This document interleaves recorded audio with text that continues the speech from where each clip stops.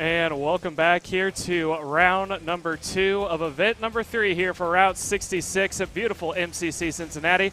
My name is Caleb Smock, and joining me in the booth is Emery Lidas. We're about to get underway right now with qualifying. This first group heading out is 206 sportsmen that are making the way. Again, just like yesterday, it's going to be a 3-lap qualifying session. That is going to place them into the pre-final events, and how they finish in the pre-final will determine how they stack up for the feature. And Emery, we were talking yesterday, we had a lot of rain. Today it is thankfully dry, and actually something that we've seen today, which we haven't seen all weekend, there's some grip getting laid down there in turn number 1. Yeah, I mean, you look at how the overall complexion of yesterday went, and it looked like it was going to be rainy all day, but it ended up drying up pretty quickly. I mean, we saw pre-finals for the most part were in the dry. Finals were all dry. The only thing that was wet yesterday was qualifying. Today in qualifying, it's completely dry. We've seen more rubber being laid down. The times in practice were faster. And this is a really good opportunity for a lot of these 206 sportsmen guys to really get their feet wet in the dry on this track. They haven't had a lot of dry running all weekend.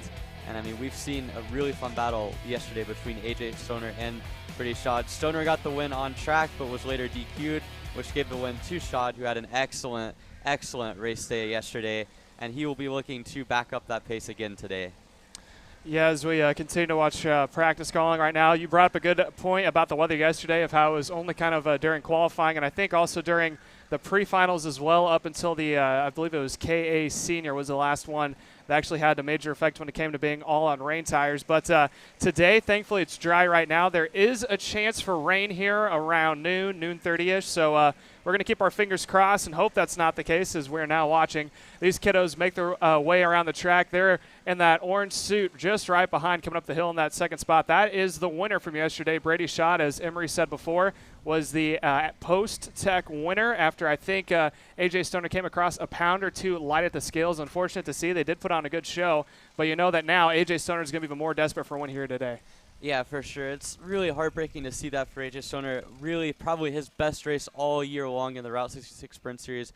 Got his first win on the year, his first Route 66 win, and it just sucks to see it taken away from him like that for something that likely had very little performance impact. But hey, the rules are the rules. There's a reason the 206 could have weight limit is 265 pounds, and again, like, it's just one of those things. But everyone saw how good AJ Stoner was, and so far he's P2 on the sheet. Says Brady Shad goes into P1 after his first lap with a 108.272. Stoner's there, and Landon Buer, who was second quickest in final practice, is P3 as well. Yeah, and that's who we're watching right now. That is Landon Buer, who is running in that front of that 3-pack. Again, he is registered third fastest. Right behind him, Brady Shad, the winner from yesterday, currently sitting purple, the fastest one on track. Although AJ Stoner, who's in that third spot, he came back from about 4 or 5 kartlings back up to the pack, so look for him to put down a good lap time. Again, you were saying he's sitting at a 1:08 in that second spot. So when he comes across the line this time, he is going to improve. The question is, I saw that Brady there in the second spot was pushing on the back bumper Buer. So I think it's going to be improvements all the way around. But one of these three, I have a feeling, is going to be on pole position. We're going to find out when they come across the line. They're going to get the white flag this time, so they have one more lap. Stoner fall off just a little bit from the pace there coming across the stripe. How does it stack up? It is A.J. Stoner to the point. He is now purple with a 107.9. Shad still P2. He improved along with Brewers. Christopher Yutzi now goes up into the top 5, goes to P4. Isaiah Maxey also cracking into the top 5. He's someone we didn't see a whole lot of yesterday. He's a quick competitor when it comes to running at the local races, and now he's trying to branch off and go to the regional. We did see him at the Route 66 event up at Badger earlier this year, so he's cutting his teeth into the regional series. I think it's going to be a matter of time before he joins that front 3 we're watching right now. Yeah, and at the moment it looks like there's quite a bit of a gap between the front 3 and the rest of the field, but UC has had a good season so far. But really, I mean, AJ Stoner last lap could have had about a 107.6 or 7 had he not kind of made a mistake into the last corner. A little bit of an overcorrection there, and it lost him the draft, but he's been a lot quicker this lap. We've seen Brady Shad get to the point on the group ahead of Landon Buer, and I would expect him to improve on this lap, but because of that pass, it's going to limit what both of them could do from a lap time. So I have a feeling Stoner might be safe as he gets yarded a little bit down out of the corner, coming out of the final corner as they come to get the checkered flag. We're going to see if anyone can upset AJ Stoner. Shad goes to P1, and he keeps it by just over 9/1000ths of a second over AJ Stoner in P2, Landon Buer in P3. We'll wait to see the rest of them cross the line. There goes Slade Baldock. He's in P4. As we wait for the rest of the field to cross, it looks like Brady Shad is going to be on pole again today, picking up for where he left off yesterday, where he won in the feature race after DQs. Yes, we're still in about 3 or 4 to come across the line. It's currently sitting inside the top 5, as Emery just said. Schad P1, Stoner P2, Boer in the 3rd spot. Slayton Baldock, I think, is going to hold on to that 4th position. Christopher Yutzi is in the bubble there for the 5th spot, as we still have about 2 more to come across the stripe. So Yutzi currently going to be sitting comfortable there inside the top 5. Jacob Shalby is sitting in the 6th spot. Isaiah Maxey is going to be inside the top 10 in the 7th position. Ezekiel Haight, someone who we saw up towards the front there a little bit, branching inside the top 5, is currently sitting P8. Kaysen Hendrickson, also improving from yesterday, finds himself inside the top 10 in P9. And Brayton DeMott rounding out the top 10 with Tucker Tribe, P11. Thomas Anthony in the 12th spot. Ethan Leroy in 13th, Greg Hamann in P14, and Caleb Johnson, Greg Hamann and Caleb Johnson did not make it out on track, so they are registered in the 14th and 15th position, respectively.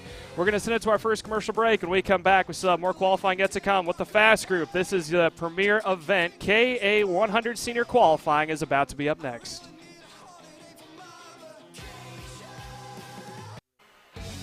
Looking for a top-level team environment that fits your budget? Look no further than AMAX Racing. We cater to customers around the country who want driver coaching, tuning assistance, hospitality, track support, and a family race environment. Our race schedule is support available at all levels, from club and regional series across the Midwest to top-tier events such as the TKNA Grand Nationals, the U.S. Pro Kart Series, and the Scooter Pro Tour. Whatever level you may be at or want to get to, AMAX Racing can get you there.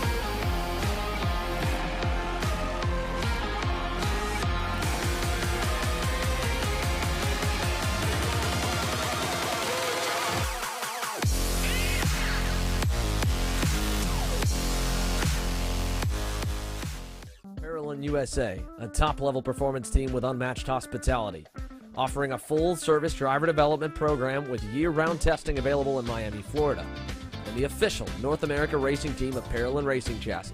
Chassis and parts available at ParolinUSA.com. And welcome back here for qualifying for day number 2 of round 3 at beautiful MCC on the Route 66 schedule, as we are now watching KA100 Sr take their qualifying run yesterday. They qualified in the rain. They pre-finaled in the rain. It was dry in the main events, as we are now watching them make their first official lap, as we're now looking at, looks like Terlicki, and now we're watching Alexander Kardashian make his way through turn 11, heading up the hill. If you recall back to yesterday, not a decent qualifying run for him. He started somewhere in the second row, I think in the 3rd or 4th position, before he lost a little bit of time on track, making his way on the uphill section, falling back to the field. There's Nicholas Terlecki, one of the main competitors from yesterday with Brandon Lemke, who were pushing themselves away from the field, ended up in the 2nd position. Look for him for a win, and there is the winner from yesterday. That is Brandon Lemke making his way across the line. Let's see what time he does, and he is going to go 2nd fastest so far. He was the 2nd car to come across the line, right behind Alexander Kardashian, who is currently sitting purple, which means he is on provisional pole position right now at the 59.960.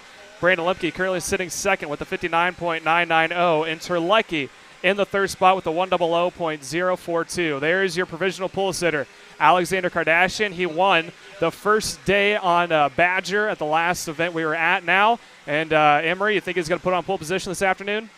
I mean, Kardashian has had a lot of pace for years now in the Route 66 Sprint Series. Yesterday was a tough day for him. He started on the front 2 rows heading into the pre-final, had a decent race in the wet, and then in the final, spun on the formation lap. Looked like he had some kind of mechanical problem in the final, and he only got 1 lap in. So he's going to be pushing really hard. Still mathematically alive in the championship. We saw yesterday Austin Jers finished second, was able to actually pass Brandon Lemke for the championship lead because of what Lemke did in the last lap, overshooting the corner. But it was a good run for Nick Terlecki yesterday, winning the race, starting from 18th in the pre-final. But at the moment, it looks like Kardashian has put the pace in to be on pole. He's P1 by over a tenth to Brandon Lemke in P2. Again, Lemke lost the championship lead yesterday. He's had a lot of pace all weekend long, but at the moment, he's got to find about a tenth more to get Kardashian. Behind him, you're looking at Austin Jers, again, the championship points leader now. He is in P3. Nicholas Terlecki is in 4th after what happened yesterday. Josh Holtz has put a strong lap in to go in 5th. And Kyla Anderson has put herself up in P6. A good run for her so far in qualifying. So Kardashian's coming across now to come to finish up his final lap of qualifying. We'll see what sort of time he can do. Lemke is who we're watching on the screen right now. He's in 2nd. Got to find a 10th of Kardashian. We'll see if he can do it, as they're going to be the first people to cross the line. Kardashian coming. What's the time going to be? It's a 59.607, but it's Brandon Lemke to the pole with a 59.444. Second person to cross. Terlecki can improve. We'll wait for a few more, but at the moment, it looks like Brandon Lemke's got it pretty solidly in the bag. Yours comes across, stays in P3, and unless someone can put up a drastic improvement, it's going to be Brandon Lemke on pole for your Vulture Racing Engines IME KA100 Sr. Yeah, so Alexander Kardashian did get bumped there on the final lap. Austin Jers was able to crack back into the top 3 there in the second to last lap. He is provisionally now in the 3rd position, but as you alluded to, unless someone can improve their times across the line, Kayla Anderson just came across. She is going to stay locked into the top 10 in that 8th position. As we're going down through the top 10 here, again, Austin Jers, P3, Terlecki, probably not the best qualifying run that he was hoping for. He will be on the 2nd row on the outside, but Emerson Reed cracks the top 5 in the 5th position with a 100.084. Josh Holtz, someone who we thought was going to be a little bit more of a competitor yesterday when it came time for the feature, finds himself in the 6th spot. Adam Maxwell, who had a good run yesterday, started in a little bit farther back in the field, now finds himself, before he drove all the way up to inside the top 10, I think he finished in the 6th or 7th spot, now finds himself starting P7 for the pre-final. Like we said, Kayla Anderson, P8. Logan Mueller inside the top 10, finds himself a 9th. Cameron Case in the 10th position. Alex Feldstein, not as high up in the field as I thought, but he is in the 12th position with Bryce Merschberger in P11. 13th position is going to go to Grayson Ridzetson in P13. And the rest of the order is going to be coming across your page here shortly. So not a entirely huge shakeup here on Sunday for qualifying, something a little bit straightforward I think we could imagine. Up next, we do have the 206 junior class that is about to go out. And as we were talking about before, Emory, 206 has been the beating heart of anything grassroots, especially here in the Midwest. It's one of the most popular classes, but it's only got about 6 or 7 carts in this afternoon. But as we've seen from yesterday, it was a tight 3-cart battle all the way through. Yeah, yesterday was a really good display of patience for all 3 of the competitors, those being Ava Hansen, Jackson Wolney, and Malachi Haight. All 3 of them put on a good show. Or excuse me, not Malachi Haight, Jace Petty. They were trying to avoid getting caught by Malachi Haight. So those 3 and Haight could all play a factor in this one. But really, yesterday, again, a good solid showing. There was a good field spread, but certainly the top 3 or 4 all had themselves right up in the mix. Really good battles to be had. Hansen came into yesterday with a huge championship lead. After Wolney's win, it's a little bit tighter, but still something that she still has good control of the championship over. So, again, just trying to continue the momentum for her. She had a good race yesterday, led most of the race. Just came up a little bit short on the last lap to Jackson Wolney, but still one to be proud of for her. Yeah, absolutely. And like we talking about that 3-pack battle between that was Grace. You have to remind me again. I know it was Jace Petty. Ava Hansen, Jackson Wolney. It was a tight 3-cart battle all the way through. Sorry, waiting for timing sheet to update as they make their way through. It's kind of hard keeping up with 12 or 13 classes. We do have one off in the exit of, I believe, turn number 4 coming to a stop. I think that may be Jackson Woonley, but I could be wrong. Looks like the 295. So once they come across the track. Oh, that is Lindstrom, who's going to have to start in the back for the pre-final. But as we said before, there's about that's a 299. He will get underway here shortly, possibly. He's pushing his cart off the track. So, as we said, it's only 6 or 7 carts who are going to be starting here this afternoon. So he will have his time to make his way up through the field as we are now watching Ava making her way around. She almost had a chance for a win here yesterday, but unfortunately it's going to make it happen for him. Our timing is going through a little bit of a reset right now, so we can have some exact times for you later. As, that is Ava Hansen watching right now as she's going out for a warm-up lap there, Emery. Yeah, I mean, this, again, rough start to the day for Cody Lindstrom. He was one that probably wasn't in the battle yesterday. He was kind of towards the back of the field, about a second or so off.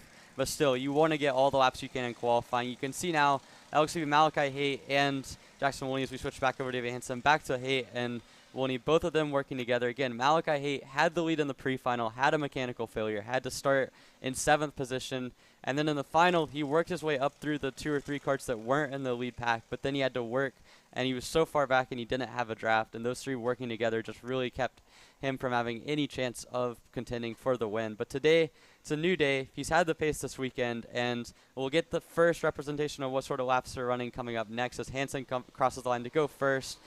We'll have to see what Haight and what Woolney can do from the draft coming up in just a second.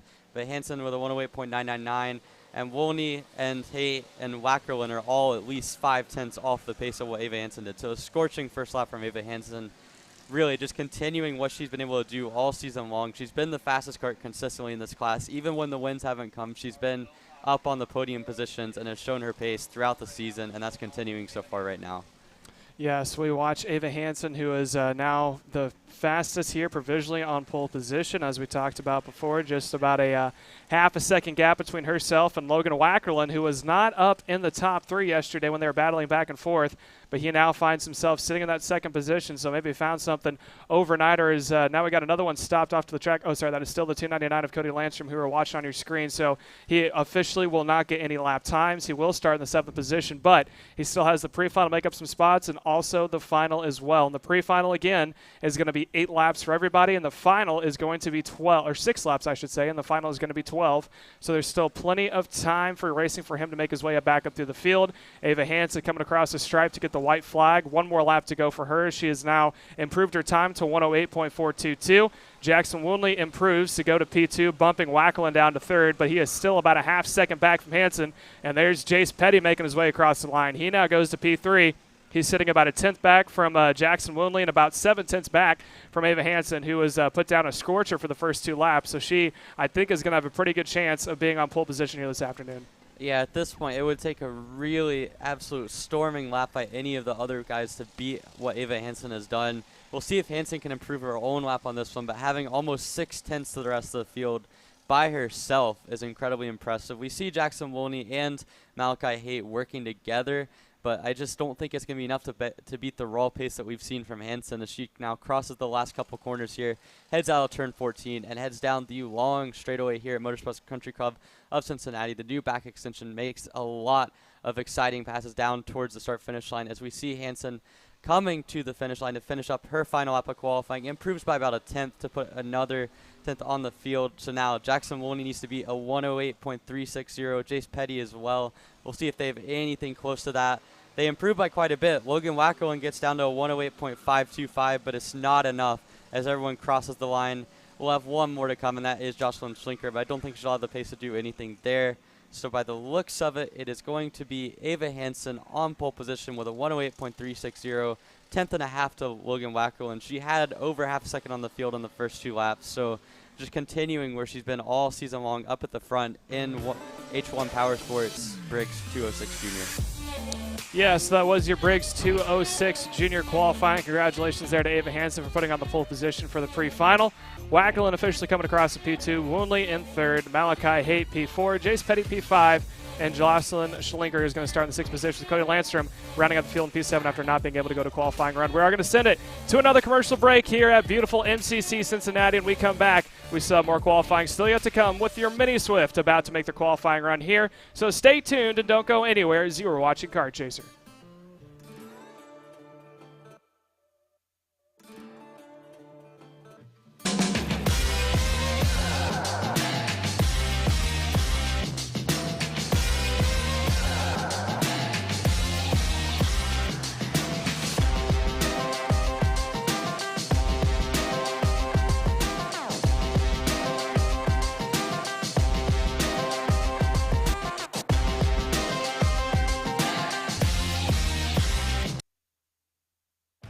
Kart Store USA is a kart parts supplier that racers and retailers can count on when they need reliable advice and service. We focus on servicing all racers with honesty and pride while maintaining customer satisfaction. We carry a full stock of Kart Republic and Tony Kart chassis, as well as IAMI and Vortex Rock engines. We've also got a host of other parts available and in stock, such as products from Rev Performance Materials, Jecco Racing Seats, and more. We have a 100% satisfaction guarantee. And on top of that, if your order exceeds $200, shipping is on us. Check out all we have to offer today by visiting us online at kartstore-usa.com. As the Western importer of the Praga and Formula K chassis brands, Leading Edge Motorsports is a high-performance kart shop and race team with a simple mission: teach others the joy of high-performance driving, supply our customers with the highest quality products and services, and most of all, win races.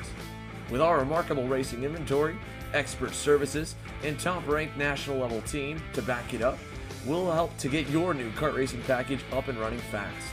From arrive and drive service to kart preparation and driver coaching to the parts you need to get you back on the racetrack, Leading Edge Motorsports is the industry answer.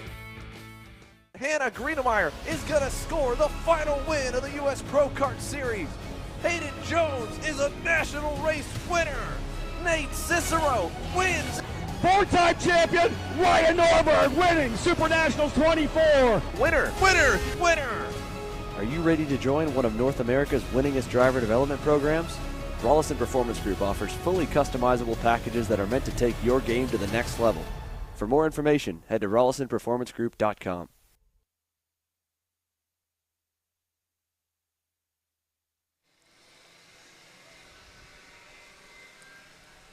And welcome back here to Motorsports Country Club of Cincinnati on a beautiful Sunday afternoon.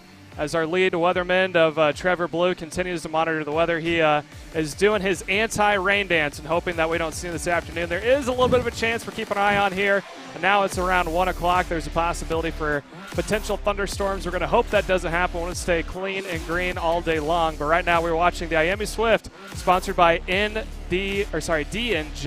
That is D&J is sponsoring the IAMI Mini Swift. As we are now watching these kiddos making their way out on track. As again, 3 laps for qualifying is going to go by a little bit quick here. We got some other drivers pulling double duty with the both 206 Sportsman, along with this class of Mini Swift of both Landon Brewer. Going through it as well. Jacob Shabel is also one of them. And I believe Benham Abernathy, but don't quote me on that one, maybe pulling double duty. Both the Tovo brothers are coming off of a good run from yesterday as well. So, Emery, you think they're going to put themselves higher up on the board? We'll have to see. I mean, yesterday they kind of snuck up on everyone. They were outside of the top 2 in qualifying, and the pre-final they didn't really lead any laps, but then come to the final, Ethan Tovo was able to work himself up to the lead, but it was Jackson Tovo who really had an outstanding final to take the win. So again, really good showing from both of them. We've seen them up towards the front in the class. Ethan in particular has come alive in Mini Swift this year and has been up at the front almost every race. Only one race off the podium the whole season, but Jackson Tovo, again, yesterday an outstanding win for him. A lot of happy people to see Jackson Tovo up at the front. They were really challenged in the final by Asin Drumaliv, who is, again, one of the contenders to watch. He's been fast all weekend. We saw in the pre-final in sort of mixed conditions, getting back dry, he was really fast. And then in the final, he had a shot all the way down to the last lap where it just kind of fell apart for him. So he'll be an interesting one to watch. But coming through the first lap, it's him who's on pole by over 2 tenths so far. Brady Schad slots himself into second. Benham Abernathy in P3. Got Ethan Tovo in fourth. And Devin Walls, who was on the front row yesterday, just got put down to P6 as yesterday's winner, Jackson Tovo, goes 5th fastest. Yeah, so we're going to continue to watch them as they make their way across the board. It looks like it's going to be Asen Tramaliv is going to go to the top of the board right now with a 103.7. So he is got himself currently cemented on the pole position if he can continue the pace. Brady Schad, as we said before, had a good day yesterday, coming off on a win for the 206 Sportsman Division. Now finds himself currently sitting P2. Bidham Abernathy is in the third position with the first of the two Tovos of Ethan Tovo finding himself in fourth, just in front of his brother in the fifth position. But again, this is lap number 1 of 3, so times are only going to drop as here comes the winner from 206 Junior. This is going to be Brady Schad. Let's see if he's able to improve his time. Across the board, he does. He goes to pole, but just for the moment, because Asen Tramaliv is going to go back up to the top, but about exactly 1/10 separates the two of them. Bimmer Abernathy goes up the board just a little bit with Ethan Tovo now making his way into the top 3 with the 103.756, Emery. Yeah, I mean, it looks like Asen Tramaliv picking up right where he left off yesterday. Again, in the final, he had a lot of pace, just came up short against the Tovo brothers, but today he's up front. Brady Schad, who had a little bit of an issue in the final, I think he had a spin coming out of turn number 7. He's in P2 at the moment. Ethan Tovo, again, within 1/10 of what Tramaliv did, so a good third lap here could see him on pole position, as now we check in on his brother Jackson Tovo, who is 5th fastest at the moment. So a little bit off the pace for Jackson, about 4.5 tenths to make up on this last lap. We'll see if he can do it, but really, I mean, this has been a close class all weekend. The top 5 between Tovo, Abernathy, Ethan Tovo, Brady Schad, and Asen Tramaliv have been close, as now we pick up Schad coming to the finish line, finishing up his third lap. Improves, but not by enough to go pole, and it's Asen Tramaliv who puts up a 103.441 to go P1. Ethan Tovo in second at the moment, only 49 thousandths off of what Tramaliv was able to do. Bidham Abernathy improves. We're waiting on Jackson Tovo coming to the line right now as we see him. He goes up to P2, only 18 thousandths off, so a really good final lap from Jackson Tovo. But it's Asen Tramaliv, who looks like he will be on pole position for the Mini Swift category, sponsored by D&J. He goes to the top with a 103.441. Jackson and Ethan Tovo will start second and third respectively, and then it's Brady Schad and Race Beckman rounding out your top 5. Going further down the list, a little bit of a disappointing qualifying for Bidham Abernathy to only be P6 after everything we saw from him yesterday, but he will have a lot to work with there and a lot of time to do it. And then you've got Landon Buard, Brandon Saraki, Devin Walls, and Jacob Scheibel rounding out the top 10, and Caleb Johnson and Alex Kutcher rounding out the field. Yes, so that will do it for our Mini Swift, sponsored by D&J Intermodal Services, as we're going to send it to another commercial break. When we come back, we have our 206 medium class about to go out. Looking for a top-level team environment that fits your budget? Look no further than AMAX Racing. We cater to customers around the country who want driver coaching, tuning assistance, hospitality, track support, and a family race environment. Our race schedule is support available at all levels, from club and regional series across the Midwest to top-tier events such as the TKNA Grand Nationals, the U.S. Pro Kart Series, and the Scooter Pro Tour. Whatever level you may be at or want to get to, AMAX Racing can get you there.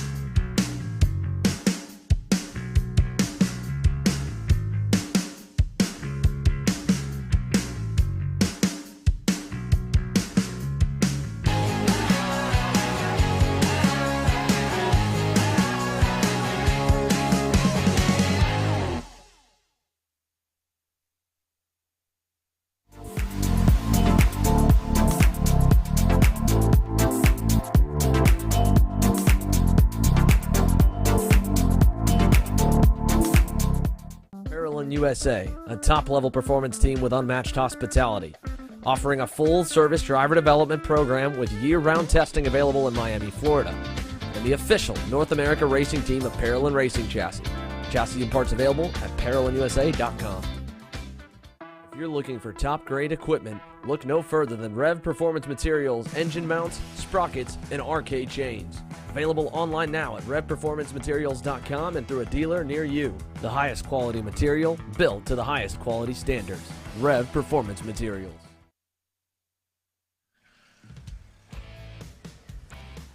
And welcome back here for qualifying for day number 2 of event number 3 for the MCC schedule, for the Route 66 schedule at beautiful MCC Cincinnati.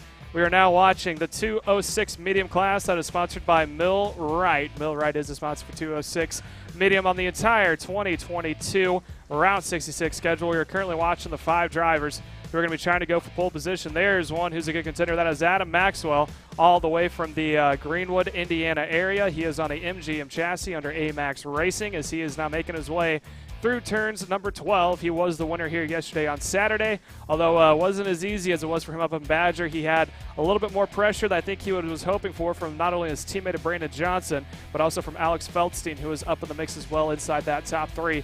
As now for the first time across the line, here comes Maxwell. Let's see what time he's going to put in. Across the stripe he goes, and he goes to 108.170 as now his teammate Braden Johnson is about to come across the stripe as well. Let's see if he's able to better that time. He is not. He goes to 108.9, so about 7/10 off for Braden Johnson, right behind his teammate of Adam Maxwell. Emery? Yeah, for Braden Johnson yesterday, really the first time we've seen him all season leading the race. He led a lot of that before Adam Maxwell decided to make the pass, led the train, and came away with a victory. They were pushing to avoid Alex Feldstein, who just slotted into second with the 108.8. So Feldstein and Johnson have a lot of work to do to be able to catch what Maxwell did on his first lap. That was a flyer from Adam Maxwell. And we've seen Maxwell, he's been the class of the field all season in LO 206 and Briggs 206 medium the entire year, with the exception of at Newcastle. Got beat a couple times by Mick Gabriel, but still someone that has had a lot of pace in the 206 program. And in KA as well has come on strong as he now rounds turn 14 to head down the front straightaway to put down his second lap of the session. We'll have to see what he can do here. He's got a really nice cushion so far with that 108.1, over 6 cents clear what Feldstein was able to do. And now as we wait for him, he goes even faster, 107.711 for Adam Maxwell, for the AMAX Racing driver. Now his teammate Braden Johnson comes across the line now as we still watch Maxwell. Johnson still 7/10 off. He goes to 108.4. Jalen Kerr is about to cross right now. She's about 1.8 seconds off the pace. And now we wait for Alex Feldstein to be the last to cross the second lap. But in the meantime, watching Maxwell coming through turn 7, just a really smooth driver. Feldstein puts in a 108.0 to go 3.5 tenths off, so still a large chunk of time for Alex Feldstein to make up if he wants to take the AMAX Fast Time Award from the AMAX flagship driver of Adam Maxwell, who has been dominant in L206 medium so far this season. Really good form for him. He's looked good in this qualifying session. Yesterday picked up his 4th win of the year. And Caleb, I think at this point, it's not so much about Adam Maxwell wrapping up the championship. It's about just how dominant he can be. Yeah, as we saw from the all previous 2 rounds that we've had so far, that he has always been out in front being a dominant driver. Although the 206 field is starting to close back up as the season has gone on. He has been dominant, don't get me wrong, at both Newcastle and along with Badger. But this weekend, I think he has had a little bit more pressure than he has before, and he's shown that he is not only quick when he's able to pull away from the field, but he's also quick and a good strategist when it comes to being in a close field that we've seen from both Braden Johnson along with Alex Feldstein, who've been putting the pressure on him this weekend. Although, as I say that, he currently now officially has almost half a second on second placement of Alex Feldstein. And he has about 6 tenths of a second between himself and Braden Johnson qualifying in P3. Jalen Kerr is sitting at the 4th spot, about 2 seconds back from Adam Maxwell out in front. And P5 goes to Braden Gasquin, who is currently sitting P5, 7 seconds behind Adam Maxwell. So you're 100% correct. He has been dominant all weekend long, all season long, I should say, too. And I have no doubt he's going to try to continue that to this afternoon. Yeah, for Maxwell, this wraps up another AMAX pole position for the AMAX driver, Adam Maxwell, a 107.620. He will lead the field to the green in the pre-final. And I mean, we have seen just a lot of continued dominance for Maxwell this entire season. Yesterday was about as close as it got between Maxwell and Feldstein and Braden Johnson as well. The 3 of them all close together in the final. But if this qualifying is any indication, it's going to take a lot to beat Adam Maxwell in the pre-final and finals later today. Yeah, that is the case. And then next up, we're going to have our Micro Swifts. Now, the fun thing about the Micro Kiddos is that it is the same engine that is used in the Mini Swift division. They just have a little bit heavier of a restrictor that's on them because these kiddos are just in the entry level of karting. They're trying to cut their teeth and learn everything they can.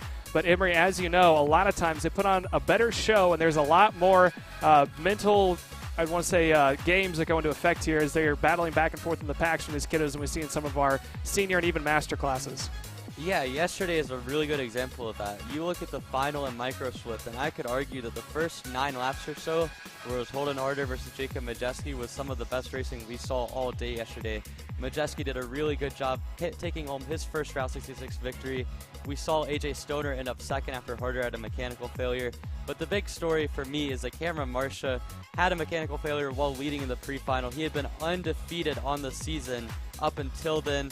Managed to fight his way all the way back up to the podium yesterday, but still not quite the run he was looking for. But Jacob Majeski, your winner from yesterday, he's going to get set to head out onto the track now for quick swim Micro Swift qualifying. Marcia's the first one out. He was quickest in the first practice today. Holden Harder follows him through. Majeski P3. You have to think those 3 guys, in addition to maybe AJ Stoner, will be the guys that are going to be in key contention today unless someone else can find quite a bit of extra pace. That is true, so we're going to watch them. That is Cameron Marcia, who we're watching going through turn number 7 right now as they're about to go on track again. This does go green flag at the line, and they have 3 qualifying runs after. So it gives us a little bit of time to talk about some of our options that we have here. If you are not a premium member and you would like to see all the feature events for not only this one, but you can also get all the feature events from TSRS, Stars, SCUSA, USPKS, and I think there's 1 or 2 I may be forgetting. But there's a lot of options if you'd like to watch anything in the features. You can sign up on YouTube to be a premium member. If you do it on an Android device, it is $9.99 a month. If you do it through an Apple device, it will cost just a little bit more, an extra $2. That does go to Apple, not to us. So if you would like to do that, you have the option. We thank everyone who supports us with our premium subscription. If you're not, we 100% understand. We appreciate your guys' support, and we hope that you enjoy qualifying and the pre-final. We're going to have to say so long to you when it comes time for the features. So if you haven't yet and you'd like to be, go ahead and sign up to be a YouTube Premium member, as now the green flag is out for our Micro Swift, sponsored by Quick Swim, as they're making the way around, as we're going to watch here. Now there's a couple of contenders, Emery, who may be on pole position. You think it's going to be a straightforward one with the normal heavy hitters? You think it's going to be a surprise one?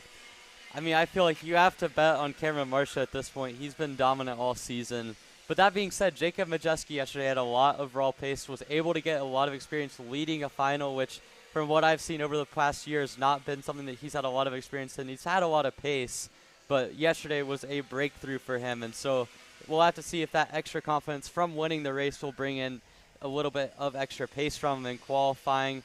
Holden Harder's another guy that I could see putting it on pole. He's also very close and had a really good day yesterday up until mechanical failure in the final.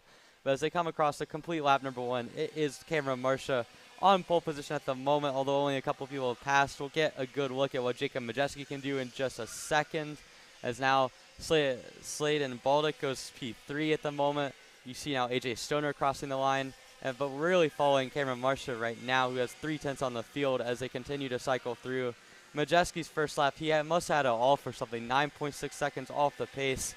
So he's going to have a lot of work to do. But Cameron Marcia, I mean, again, the guy that you would have to expect is the favorite for pole position and for the final later today. But again, Marcia, really good season so far. Yesterday wasn't what he was looking for, but still a lot of talent for him. And in a field that has a good amount of drivers, 14 to be exact, there's been good amounts of battling behind him. But right now, Marcia, with 3/10 on the field, looks to be in good shape for this pole position. Yeah, someone else has been impressing me this weekend has been Christopher Yutzi, who has been inside the top 10, but now he is slowly making his way up the board. Yesterday he was battling inside the top 5, now finds himself provisionally inside the top 5 for qualifying position in 4th, sitting about a second and 2/10 off from your now pole position of Holden Hardy, who just came across the line to better Cameron Marcia's time. He goes in 104.55, so he's sitting about a 10th and 3/100ths faster than second placement of now Jacob Majeski, who's going to bump Cameron Marcia down 1 more spot. So Majeski goes to P2. Marcia was able to improve his time, but not as much as he needed in order to keep it inside that pole position. AJ Stoner goes back up into the top 5. He is now sitting in the 5th spot. Tucker Tribe, someone else has been impressive this week, and finds himself in the 6th position, sitting at 105.6. As we continue to watch, that is Holden Harder, Jacob Majewski, who's making his way around. Let me double check myself on that one. That is the magic cart of Holden Harder, who is making his way through the back parts of the track, making his way into 12 and 13 right now. So he is on pole position right now. He's going to have a perfect lap this time because there's not a lot of time separating the looks to be top three. About 1/10 separates the three of them. Yeah, we'll have to see what Marcia can do as he comes to the line to finish up his third lap right now. He goes back to the pole at a 104.3. Harder's going to not improve on that lap, a 104.9. Disappointing lap for him. We'll have to see what Jacob Majewski and Slayton Balda can do. Balda crossing the line now improves the P4, but he's 5.5 tenths off. Now Majewski comes across, can improve, and it looks like unless Chris Riuzzi can pull out a second, it's going to be Cameron Marcia on pole position yet again in the quick swim micro swift class. A little bit of a scare for him. Only 2 tenths on Harder. He wasn't quicker through the second lap, but certainly Marcia put it together in that last lap. Majewski and Harder had a couple mistakes. Or in Majewski's case, I believe he had traffic that he passed. So that's going to mire them back, but certainly they have the pace to be able to keep up with Marcia, and that's going to set up for a very exciting fight. So Cameron Marcia wins the AMAX Fast Time Award yet again in a quick swim micro swift category, as we just see the final couple guys coming across the line now. And it will be Marcia, Holden Harder in second, Jacob Majewski in third, Slayton Baldock, another impressive run in fourth place, and Christopher Yutzi rounding out the top 5. Yeah, so that will do it for the Micro Swift sponsored by Quick Trip. As we're going to send it to another commercial break. When we come back, it's the second of the headline classes. Your KA100 Jr is on grid, set to go here shortly. So stay tuned to make sure you don't miss that. Watch it live on Kart Chaser.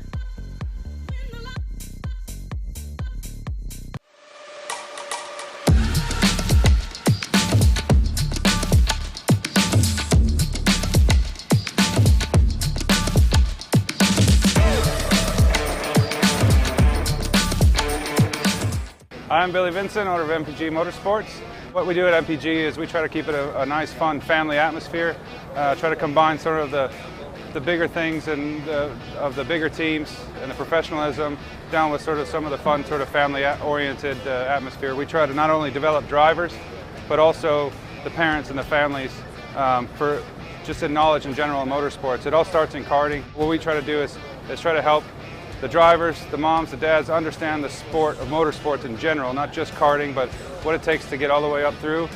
Whether you end up wanting to be a driver or a mechanic or an engineer, you know, we can help you with that, and that's what we're here for. If you're interested in joining us at MPG, our home base is at Whiteland Raceway Park in Indianapolis, and you can contact us at info@willpowerkart.com, and one of our great people will reach out to you, and we'll try to put the best program together. Odenthal Racing Products, your #1 producer in engine mounts since 1992, along with our leading-edge designs and product development, such as the Odenthal Racing Products EasyGP camera mount, which comes in 4 different styles and can be used on any karting platform. See our products online. Go to odenthalracing.com.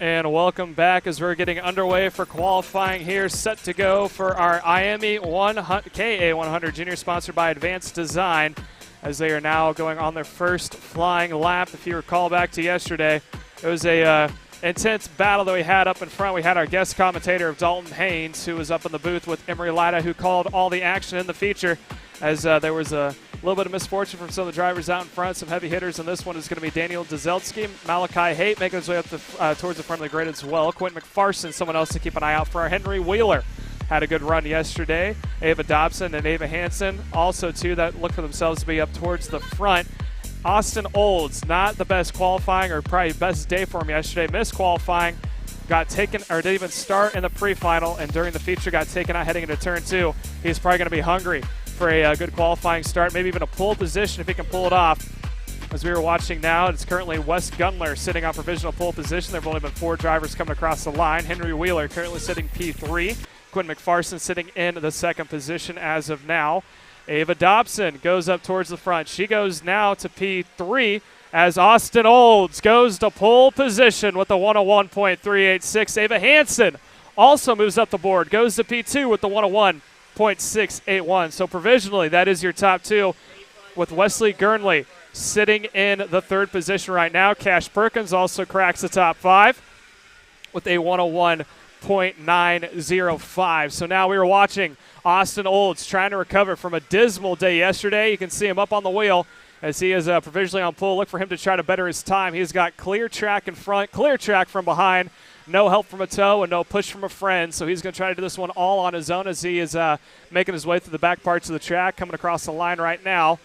As we're watching, here's Braden Zerbs, goes to P2, now sitting at a 101.5. He gets bumped as Austin Olds' teammate, Henry Wheeler, goes to the top of the board with the 101.129. Going to bump Olds back into the second spot. Ava Hansen improves her time, goes to P2, and here comes Austin Olds yet again to purple with the 101.122. He has got one more lap to try to better it. It is currently a WPK and MPG front row lockout if they can continue this how it is, with both Olds in P1 with Henry Wheeler P2. Ava Hansen sitting inside of row number 2 in the third spot with Cash Perkins now inside that second row, sitting in fourth with 101.262. Indy Anderson, also another heavy hitter moving his way up the board, sitting in the top 5. Emery? Yeah, now as we look to the final lap, Austin Olds on pole position through both of the first 2 laps. An impressive start to the day for him after yesterday's massive disappointment. Mechanical problems in the pre-final, DQ'd in qualifying, and in the final did not even make a lap done. So looking at him coming across the final couple corners, he's now in P3 as Henry Wheeler and Wesley Gumler go 1 and 2. Wesley Gumler, yesterday's winner, Henry Wheeler finished second. They're inverse now, Wheeler in P1, Gumler in P2. Ava Hansen up to P3 briefly, but Austin Olds puts himself on the front row, but not enough to beat his Willpower Car MPG Motorsports teammate Henry Wheeler, who for the second day in a row has put that car on pole position, and he will start the pre-final unless something crazy happens on this last lap on pole position. We're waiting for the last couple of carts to cross the line. I think Danny Dzelski has yet to come across for his third lap. That might be one to watch. See what he can do. Not going to be enough. It's going to be Henry Wheeler, unless something changes here, is going to take pole position with the next car being Austin Olds, his teammate. It'll be an all MPG Motorsports Willpower Kart front row. Wesley Gumler, yesterday's winner, in third position. Ava Hansen, your championship points leader in the 826 Merlin, has put herself in P4. Michael Levitt in 5th. Quinn McPherson starts 6th. Ava Dobson, a little bit disappointing for her to only end up 7th after she looked really good early on in the session.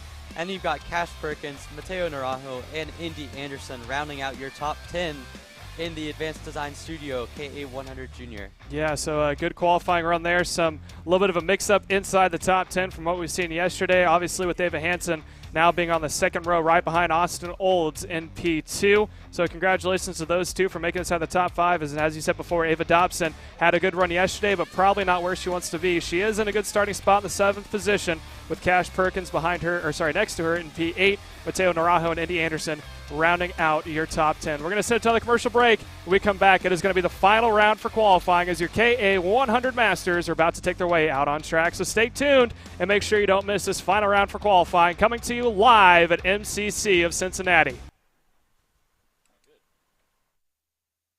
How you doing? My name is Mike Doty from Mike Doty Racing from Orange County, New York. We're about an hour north of New York City. We're a full-service kart shop that we supply IAME, Rotax, and all rock engines.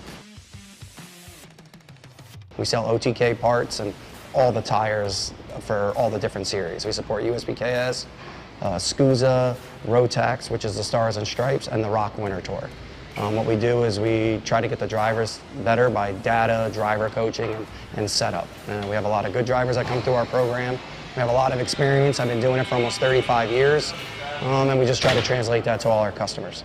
For more info about Mike Doty Racing, you can contact us at MikeDotyRacing@gmail.com or call us at 845-551-0572. Looking for a top-level team environment that fits your budget? Look no further than AMAX Racing. We cater to customers around the country who want driver coaching, tuning assistance, hospitality, track support, and a family race environment. Our race schedule is support available at all levels, from club and regional series across the Midwest to top-tier events such as the TKNA Grand Nationals, the U.S. Pro Kart Series, and the SCUSA Pro Tour. Whatever level you may be at or want to get to, AMAX Racing can get you there.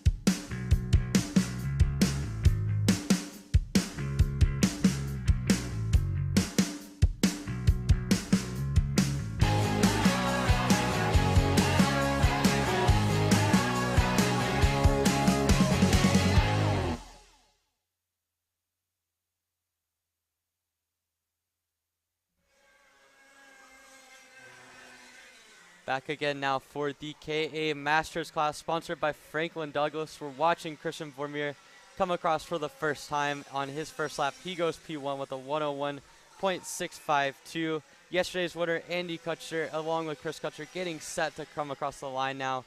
He's going to put down a 101.639 to barely beat what Christian Vormier was able to do on the first lap. This was a class yesterday where Andy Kutcher had a dominant win, and everything else behind him was pure chaos, as now Chris Kutcher goes P1 by half a second.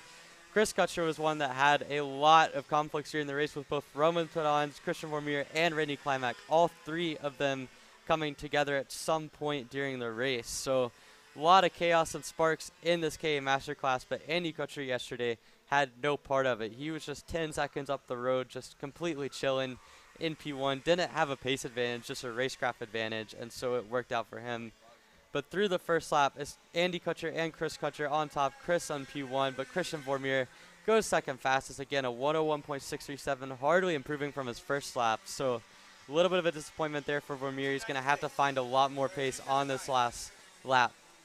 Randy Klimak goes into P4 briefly, but Roman Pedans puts himself on the front row alongside Chris Kutcher, but still nobody has been able to top what Kutcher does, including Andy Kutcher, who is still only second fastest, albeit only 6/100ths off.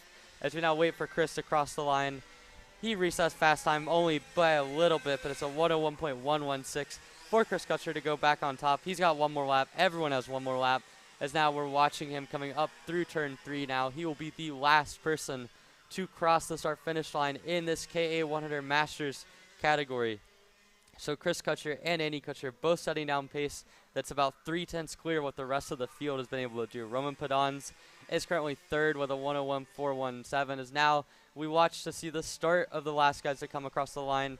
That will be Christian Vormier. Puts himself third fastest, a 101.313. About a 3/10 improvement there, but still not enough to put himself in the same range as Chris and Andy Kutcher. Now Randy Klimak comes across the line. He had good pace yesterday, but so far not seeing it today. Stays in last place. Roman Pedans cannot improve by enough to take third back from Vormier. It will be the Kutchers on the front row. Which order will be in? Andy goes P1 with a 1:08.47. But now it's Chris Kutcher, the last person to cross the line, stays in second place. He goes all the way up to 28 thousandths behind Andy Kutcher, but it is not enough to unseat yesterday's winner and now today's AMAX Fast Time Award winner, and Andy Kutcher, who will start alongside Chris Kutcher on the front row, with Christian Vormier starting in third. Roman Pedans will be fourth, and rounding out your 5-cart field is Randy Klimak. So yesterday this class had a lot of fireworks. Today in the pre-final we'll have to see if it's a little bit more tame or if we see more of the same. But for now, that's been qualifying, as now all 8 groups have qualified in this field. Again, Andy Kutcher, the last AMAX Fast Time Award winner. But coming up next, we're going to get into some pre-final action with the 206 Sportsman category, sponsored by Perkins All-Star. Coming up next, live on Kart Chaser. Looking for a top-level team environment that fits your budget? Look no further than AMAX Racing. We cater to customers around the country who want driver coaching, tuning assistance, hospitality, track support, and a family race environment. Our race schedule is support available at all levels, From club and regional series across the Midwest to top-tier events such as the TKNA Grand Nationals, the U.S. Pro Kart Series, and the SCUSA Pro Tour. Whatever level you may be at or want to get to, AMAX Racing can get you there.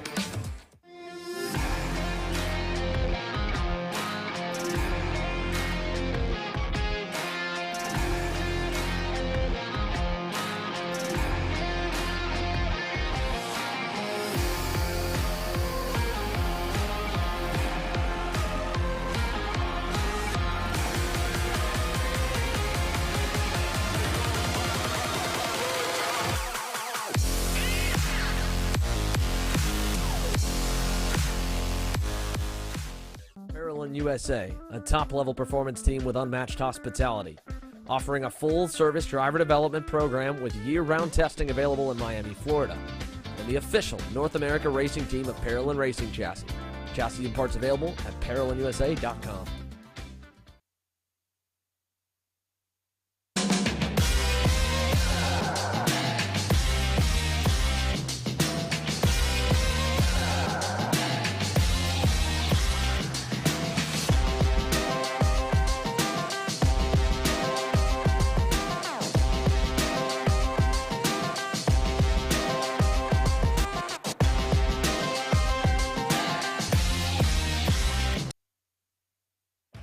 Kart Store USA is a kart parts supplier that racers and retailers can count on when they need reliable advice and service.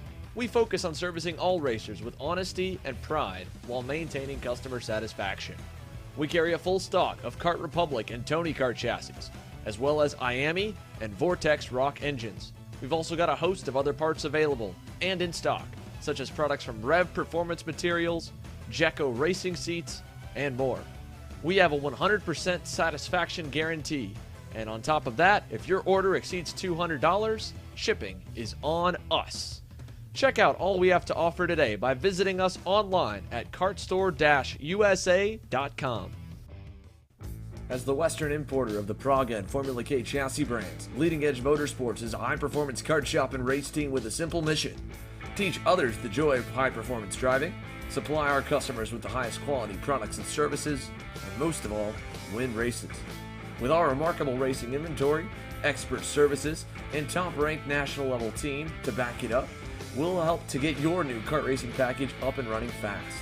From arrive and drive service to kart preparation and driver coaching to the parts you need to get you back on the racetrack, Leading Edge Motorsports is the industry answer. Hannah Greenemeyer is going to score the final win of the U.S. Pro Kart Series. Hayden Jones is a national race winner. Nate Cicero wins.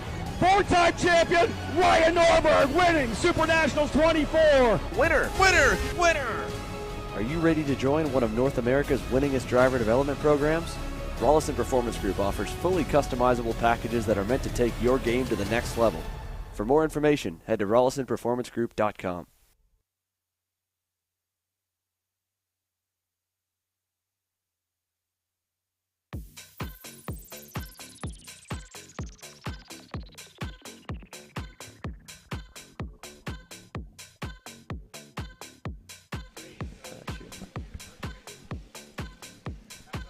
And welcome back here. Qualifying has been wrapped up, ready to go, and we are now going pre-final racing here. But the first group out on track is your 206 Sportsman class, sponsored by Perkins All-Stars. The starting order goes as follows. Your pole sitter is Brady Shad, trying to repeat from yesterday.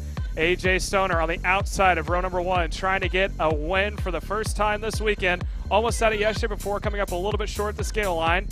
Right after that, we get to Slayton Baldock starting in P number 4 with Christopher Yutzi in P5. Sixth position goes to Isaiah Max with Ezekiel Hayton P7. Kason Hendrickson starting inside the top 10 in P8. P number 9 goes to Brandon DeMont with the 10th position in Tucker Tribe. After that, the 11th position, we get to Thomas Anthony. Joining him on that row, number 6 is going to be Ethan Leroy in the 12th position. Grace Heman is starting in 13th with Caleb Johnson 14th. And Jacob Schleib starting in the 15th spot. Emery Lyda, they're coming towards you to get the green. Take it away. All right, coming to the green now. You've got Brady Schad on the front row. AJ Stoner as well. We're green. And it looks like Schad's got a good start ahead of the field. Wendy Buer looks like he's going to try to slot into second ahead of AJ Stoner. That's how they come in. Oh, that's AJ Stoner around in turn 2. A horrible start to the day for yesterday's winner on track. He will have to come all the way up through the field during this pre-final. Rough start for him, but in the meantime, it is Brady Schad up at the front of the field now with Lennon Buer in tow now into second. Looks like Christopher Yutzi is slotted into third position in the 33 cart, but as they exit turn 7, a nice lead for the front two as Yutzi goes a little bit wide coming out of that hairpin. And now those front two, will they work together to get away from the rest of the field? We've seen yesterday a pretty big pace advantage when it comes to Brady Schad and AJ Stoner, but today we'll have to see if Landon Buer works together with Schad or if he tries to make a move right away. So we will see that. But in the meantime, taking a look at the rest of the field as they pan out through turn 12 and 13 now, and it looks as if the rest of the field has been completely clean outside of AJ Stoner on the first lap. A rough start to the race for him. But now as they head to complete lap number 1, it is Brady Schad and AJ Stoner, or not AJ Stoner, Landon Buer, excuse me, in the front two as they come down into turn 2. Those two will continue to work together, I would have to imagine. Yeah, so they're both working together to try to get themselves a little bit of separation. It's Schad out in front with Buer in P2, and right behind him, Christopher Yutzi finding himself now sitting into the third spot. That would be a good qualifying position for him to be inside row number 2. So we're going to watch the top 2. Again, that is Brady Schad from Wisconsin. Landon Buer, the Central Indiana native, finding himself in P2, quick in the toe of the leaders. He's trying to get a little bit more separation. And meanwhile, Christopher Yutzi is going to be under attack here from both Ezekiel Hayton, Brandon DeMont and company, along with Slayton Bott and Isaiah Maxey, who is sitting in the 7th spot currently. So if these two can just get maybe another 4 or 5 car lengths away from the rest of the field, look for them to possibly start to battle out here shortly. These are shorter heat races. They are, if I'm not mistaken, 8 laps in total, as we have now completed. This is going to be lap number 2 complete, so 6 to go at the line. Top 2 continue to pull away. Schad leading Brewers to make their way down towards the start-finish straight, Emery. Yeah, and now it looks as if the battle for third is really heating up now. Christopher Yutzi has had that entire pack behind him the first couple laps. Now, though, you can see Braden DeMont making a move into 4th position. They're all going side by side now, and it looks like at the end of it, it's going to be, I think that might be Isaiah Maxey coming out up at the front of that group. We'll have to get a number on that, or that might be Ezekiel Haight coming back through into P4 as now they continue to battle. Slayton Baldock looks like he's established himself in 4th place now, and that's allowed Christopher Yutzi to get a little bit of separation from this group, but Yutzi still not running the pace of the front runners yet. He's 6/10 off of what he needs to be at to be able to even match them, let alone catch them. So this battle for 4th place now, we've seen them with Ezekiel Haight, Braden DeMont, Slayton Baldock, and Isaiah Maxey coming right in there together. All 4 of them very similar in pace. We saw Baldock had a good race yesterday, not quite good enough to be up at the front with Stoner and Brady Schad, but still impressive. And now he looks to get a little bit of separation from the rest of this group. But again, these guys are battling for 4th on back. Really haven't had the pace all weekend to match what Brady Schad has done, and now we see Landon Buer doing the same thing. So it's going to just come down to those two up at the front, but we're seeing some good battles as now Slayton Baldock goes us right back up to Christopher Yutzi as we head into turn 2, and we focus on our leaders. Yeah, so down into turn 2 as we continue to watch the 2 leaders of both Schad and Buer going nose to tail. They are getting that separation that they want. They have pulled away by about 2.5 seconds, or just over 2 seconds, from Christopher Yutzi in 3rd, but now we're watching 4th on back. the battle for fourth, that is between Yutzi and now Slayton Baldick. Baldick thought about trying to make a move, and I think he did, as now we have a red flag out on track. And it looks like there's a driver stopped on the entry of the pit lane. So we're going to go a little silent here on the radio. We're going to come back with some more information for you guys, and we will come back right before we go green, so stay tuned.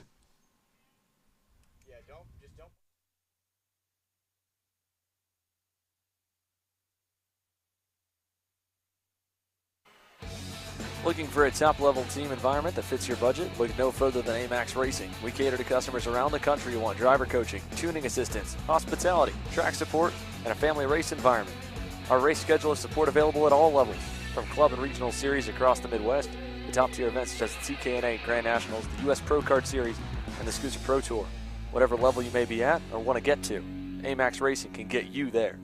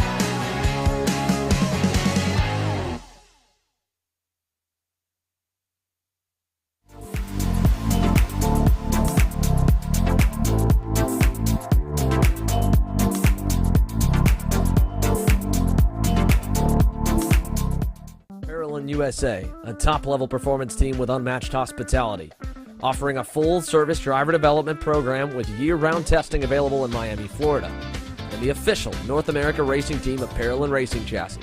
Chassis and parts available at ParolinUSA.com. If you're looking for top-grade equipment, look no further than Rev Performance Materials engine mounts, sprockets, and arcade chains. Available online now at RevPerformanceMaterials.com and through a dealer near you. The highest quality material, built to the highest quality standards. Rev Performance Materials.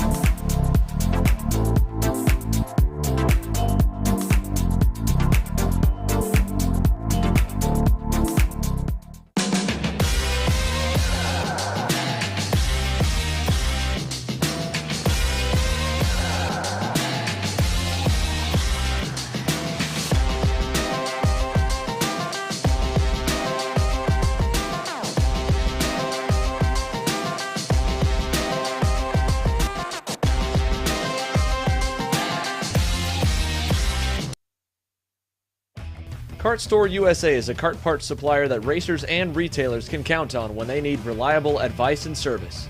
We focus on servicing all racers with honesty and pride while maintaining customer satisfaction. We carry a full stock of Kart Republic and Tony Kart chassis, as well as IAMI and Vortex Rock engines. We've also got a host of other parts available and in stock, such as products from Rev Performance Materials, Jecco Racing Seats, and more. We have a 100% satisfaction guarantee, and on top of that, if your order exceeds $200, shipping is on us. Check out all we have to offer today by visiting us online at kartstore-usa.com. As the Western importer of the Praga and Formula K chassis brands, Leading Edge Motorsports is a high-performance kart shop and race team with a simple mission: teach others the joy of high-performance driving, supply our customers with the highest quality products and services, and most of all, win races. With our remarkable racing inventory, expert services, and top-ranked national-level team to back it up, we'll help to get your new kart racing package up and running fast. From arrive and drive service to kart preparation and driver coaching to the parts you need to get you back on the racetrack, Leading Edge Motorsports is the industry answer. How you doing? My name is Mike Doty from Mike Doty Racing from Orange County, New York. We're about an hour north of New York City. We're a full-service kart shop that we supply IAMI, Rotax, and all rock engines. We sell OTK parts and all the tires for all the different series. We support USPKS, SCUSA, Rotax, which is the Stars and Stripes, and the Rock Winter Tour. What we do is we try to get the drivers better by data, driver coaching, and setup. We have a lot of good drivers that come through our program. We have a lot of experience. I've been doing it for almost 35 years, and we just try to translate that to all our customers. For more info about Mike Doty Racing, you can contact us at MikeDotyRacing@gmail.com or call us at 845-551-0572.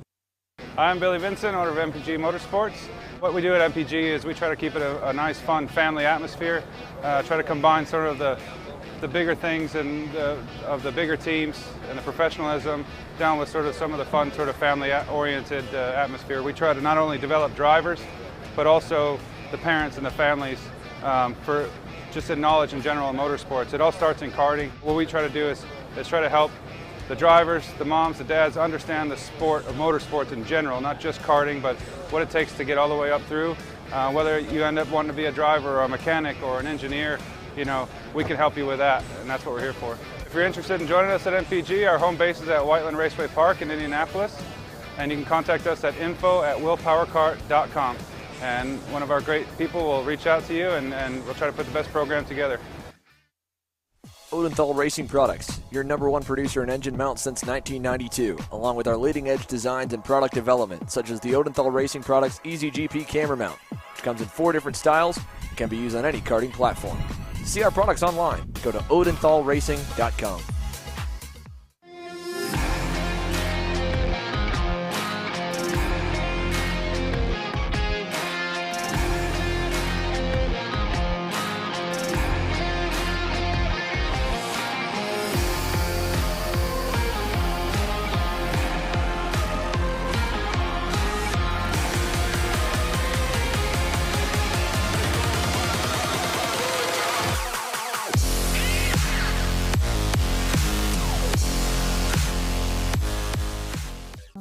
USA, a top-level performance team with unmatched hospitality, offering a full-service driver development program with year-round testing available in Miami, Florida, and the official North America racing team of Parolin Racing Chassis.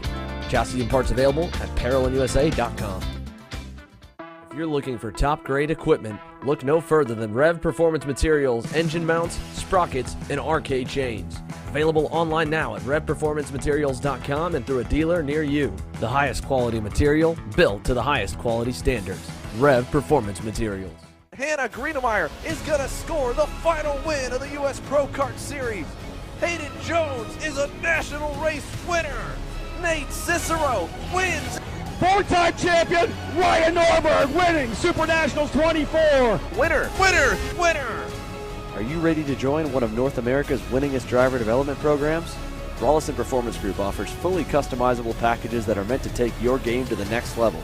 For more information, head to RollisonPerformanceGroup.com.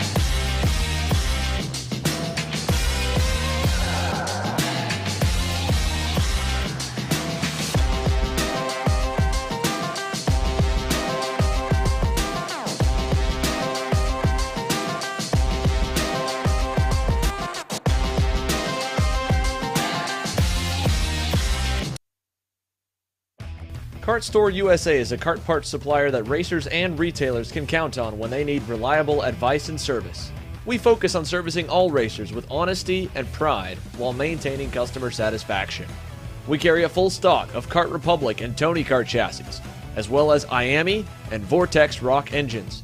We've also got a host of other parts available and in stock, such as products from Rev Performance Materials, Jecco Racing Seats, and more. We have a 100% satisfaction guarantee, and on top of that, if your order exceeds $200, shipping is on us. Check out all we have to offer today by visiting us online at kartstore-usa.com. As the Western importer of the Praga and Formula K chassis brands, Leading Edge Motorsports is a high-performance kart shop and race team with a simple mission: teach others the joy of high-performance driving, supply our customers with the highest quality products and services, and most of all, win races.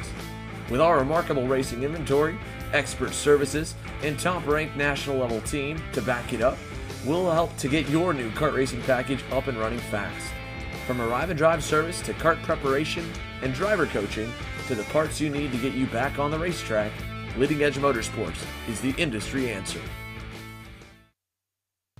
How you doing? My name is Mike Doty from Mike Doty Racing from Orange County, New York. We're about an hour north of New York City. We're a full-service kart shop that we supply IAMI, Rotax, and all Rock engines.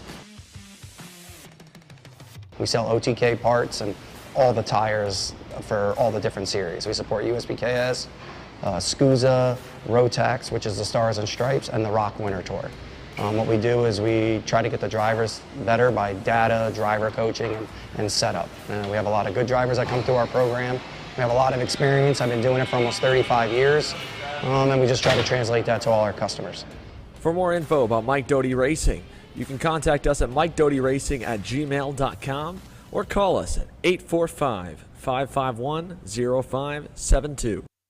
I'm Billy Vincent, owner of MPG Motorsports. What we do at MPG is we try to keep it a nice, fun, family atmosphere.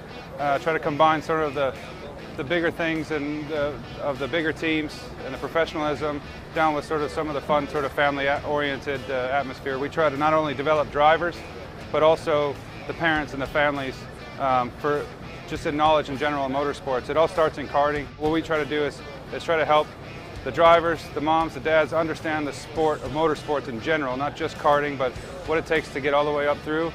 Whether you end up wanting to be a driver or a mechanic or an engineer, you know, we can help you with that, and that's what we're here for. If you're interested in joining us at MPG, our home base is at Whiteland Raceway Park in Indianapolis, and you can contact us at info@willpowerkart.com, and one of our great people will reach out to you, and we'll try to put the best program together. Odenthal Racing Products, your #1 producer in engine mounts since 1992, along with our leading edge designs and product development, such as the Odenthal Racing Products EasyGP camera mount, which comes in 4 different styles and can be used on any karting platform. To see our products online, go to odenthalracing.com.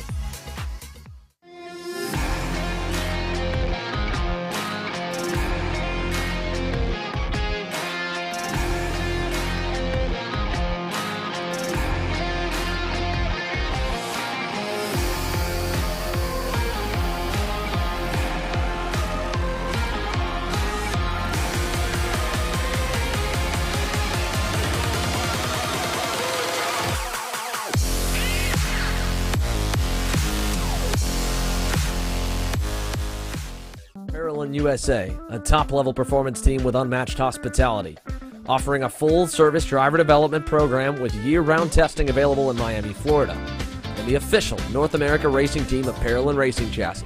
Chassis and parts available at ParolinUSA.com. If you're looking for top-grade equipment, look no further than Rev Performance Materials, engine mounts, sprockets, and arcade chains. Available online now at RevPerformanceMaterials.com and through a dealer near you. The highest quality material, built to the highest quality standards. Rev Performance Materials. Hannah Greenemeyer is going to score the final win of the U.S. Pro Kart Series. Hayden Jones is a national race winner. Nate Cicero wins. 4-time champion Ryan Norberg winning Super Nationals 24. Winner, winner, winner.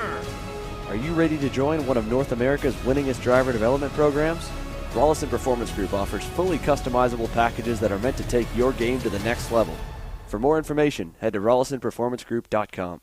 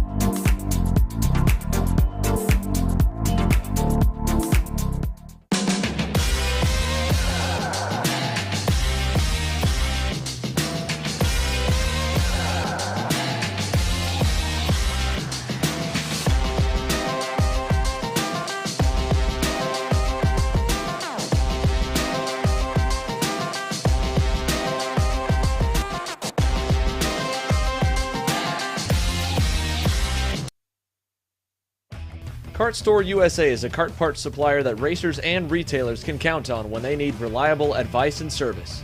We focus on servicing all racers with honesty and pride while maintaining customer satisfaction. We carry a full stock of Kart Republic and Tony Kart chassis, as well as IAMI and So welcome back live here to MCC with Route 66, round number 3. We're about to get back underway here with our 206 Sportsman. A little bit of update that happened on the red flag.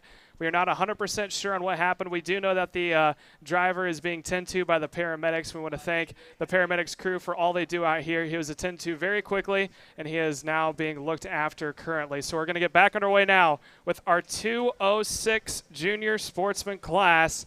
And it's going to be a single file restart. We are about 3 laps in. It's going to be 4 when we get to the line. It's going to be Brady Shad leading Landon Brewer, followed by Christopher Yotze in P number 3. Christopher Yotze in P number 3. Shout out to the family for making sure they're keeping me humble. It's going to be Slayton Baldock in P4, Ezekiel Haight P5, Brandon Mott starting in the 6th position. P7 goes to Isaiah Maxey. P number 8 is going to be Jacob Schlieb, and then P9, Caleb Johnson. P10 is going to be Thomas Anthony as they're making their way down. Now, Emory, one of the things we want to keep in mind here, A.J. Stoner, who had a bad start, was spun into turn number 2, is now bunched up the rest of the pack as they make their way towards the start-finish straight. Yeah, this is something that Stoner will be happy to see, at least a restart. Obviously, never want to see it in these conditions, but he's got a chance now to make up a lot of places for the final as they now head into turn 2. Brady Shad takes the point of the race. He's getting set to go for the start of this L206 Sportsman category. Heading down into turn 4, they're only going to have a 5-lap dash to the finish. So this is going to go by really quickly. But for Shad, again, he had pulled out along with Landon Brewer in the first couple laps of that race to get themselves a nice gap. But we'll just have to see if the rest of the pack can hang on. Christopher Yotze in 3rd position. Again, started the race in 5th, got up to 3rd. He's kind of been a little bit off the pace from where he needs to be so far this weekend, but if he can find some pace here, he'll be in a really good position because he's got the track position to do very well. And then you've got Slayton Baldock right behind him. He had closed all the way up to his rear bumper on the lap of the red flag, so that'll be an interesting battle to watch, but we're really looking at where A.J. Stoner can get through the field. It looks like he's made up about a place or 2 on the opening lap as we see him get another one coming through turn 13 now. And again, he's got a lot of work to do. The last time we saw him cross the line, he was in 11th place. I'd wager he's about in 10th right now. So, again, a lot of work he's got to get done in 4 laps worth of time. But up front, it is currently Brady Shad leading from Landon Brewer just like it was before the red flag. Yeah, as they make their way down into turn number 1, there's still nose to tail, as you just said, of both Shad and Brewer as they now snake their way through turns number 3, heading towards the backstretch. Let's see if one of these two are going to maybe try to pop out and exchange the lead anytime soon as the rest of the pack is starting to close back up to them, making their way down into turn number 7. The top 4 slowly starting to bunch back up, but there's still that little bit of separation there from your 2nd and 3rd placement as Brady Shad continues to lead the way over Landon Brewer running in P2 as they make their way through the chicane for one more time, coming down into turn 11. Now, we were talking before about how these two out in front maybe trying to push away and get a little bit of separation, but I don't think it's going to come for them because 3rd and 4th placement are now in the toe of your leaders as they make their way over into the slower parts of the track, and they're all bunching up into the new addition here at MCC. It's a fantastic part of the track that's been added. A lot of thought went into it, a lot of care as well from everyone here at MCC as they try to make sure they can put on a good show for us. We've had nothing but it as we make our way down to burn one more lap. It is going to be 4 laps now complete, heading down into turn number 1. Let's see if Landon Brewer tries to make a move here in turn number 2. Yeah, Christopher Yotze, again, found a lot of pace compared to where he was at prior to the red flag. But the big story now, A.J. Stoner has picked up 3 spots in the last lap. So he is doing a really good job as now we focus back in on the top 4 coming through turn 4. So this is critical for Stoner about into P7 now. It looks like he might be making a move pretty soon for P6 into turn 7. But the lead 4 right now, Brady Shad has not been able to pull away along with Landon Brewer from Christopher Yotze, who picked up the pace by over half a second from his time prior to the red flag. Slayton Baldock has gone with him as well. And then those 4 have checked out from the rest of the group, already over a 2-second gap back to Braden DeMont in 5th place at the moment. But we're going to have to see if Schad and Buer can continue to build the gap as you come back into the back section, into turn 13, into the hairpin, and they're still just right on the back of what Landon Buer and Brady Schad are able to do. So a really good start to this race after the red flag from Christopher Yausi as well as from Slayton Baldock, just keeping those front two in tow. They've lost a little bit down the straightaway, but still really nice to see them continuing to go up, as now we see them continuing to go to the 2 to go. Yeah, so 2 to go at the line. Top 4 continue to stay bunched up. Again, that is Yauzi running in the 3rd spot, leading Slayton Baldock, who actually went purple that last lap. And he is using Yauzi as a almost like a snowplow, cutting the air to just try to get a little bit of an extra tow for him. And they are now bunched up. It is 4 deep heading into turn 7 this time. Looks like Landon had a slight look to the inside, thought about trying to make a move, but he's going to stay in line and stay in tow right behind your leader, Brady Schad, who's cutting the air for the rest of the field as they make their way through that quick chicane and heading back down towards turn number 11. A little update on AJ Stoner. He fell all the way back to the 14th or 15th spot. He is now finding himself up into P6, so he is well inside the top 10.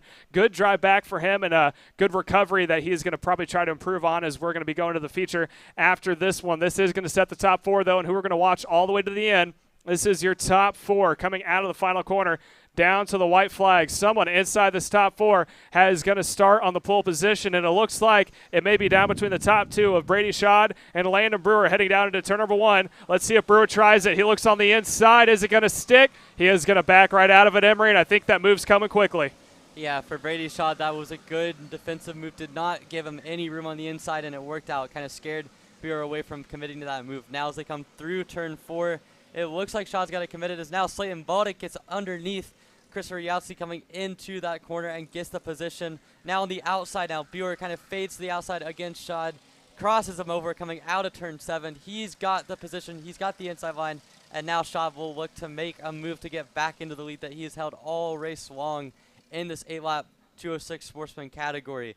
Now though, for the first time all weekend, we've seen Landon Buer up at the front. It looks like now we're going to see Brady Schad down the inside into the back section.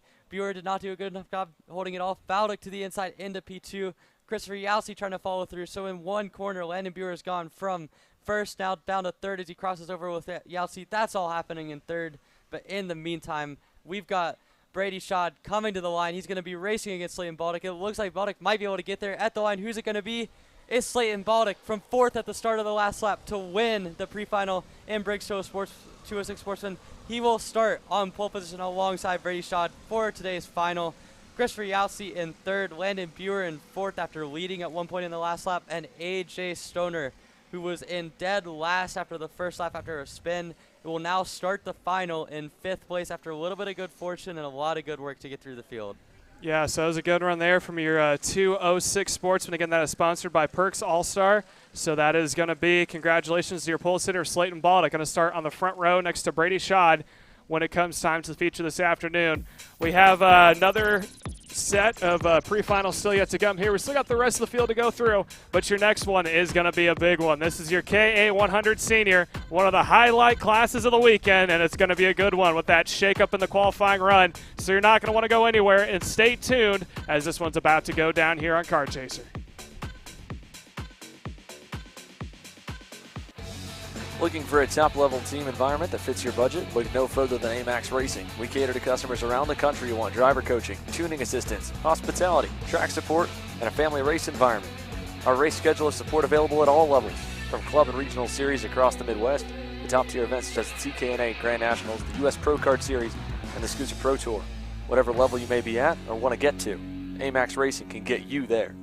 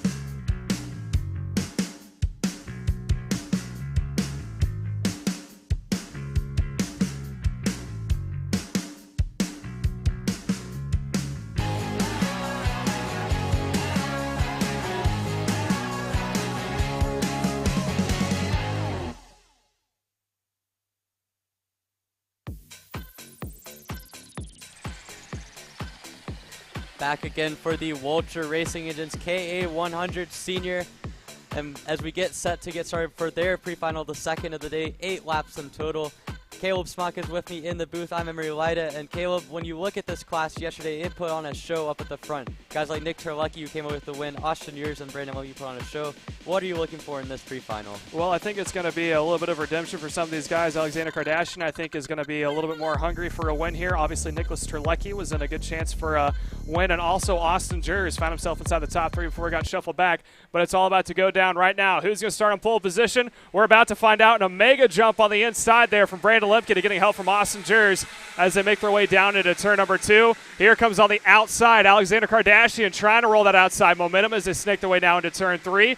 Coming all the way down that line, single file heading in to turn number 4. It is Lemke in command right now over Austin Yers in P number 2.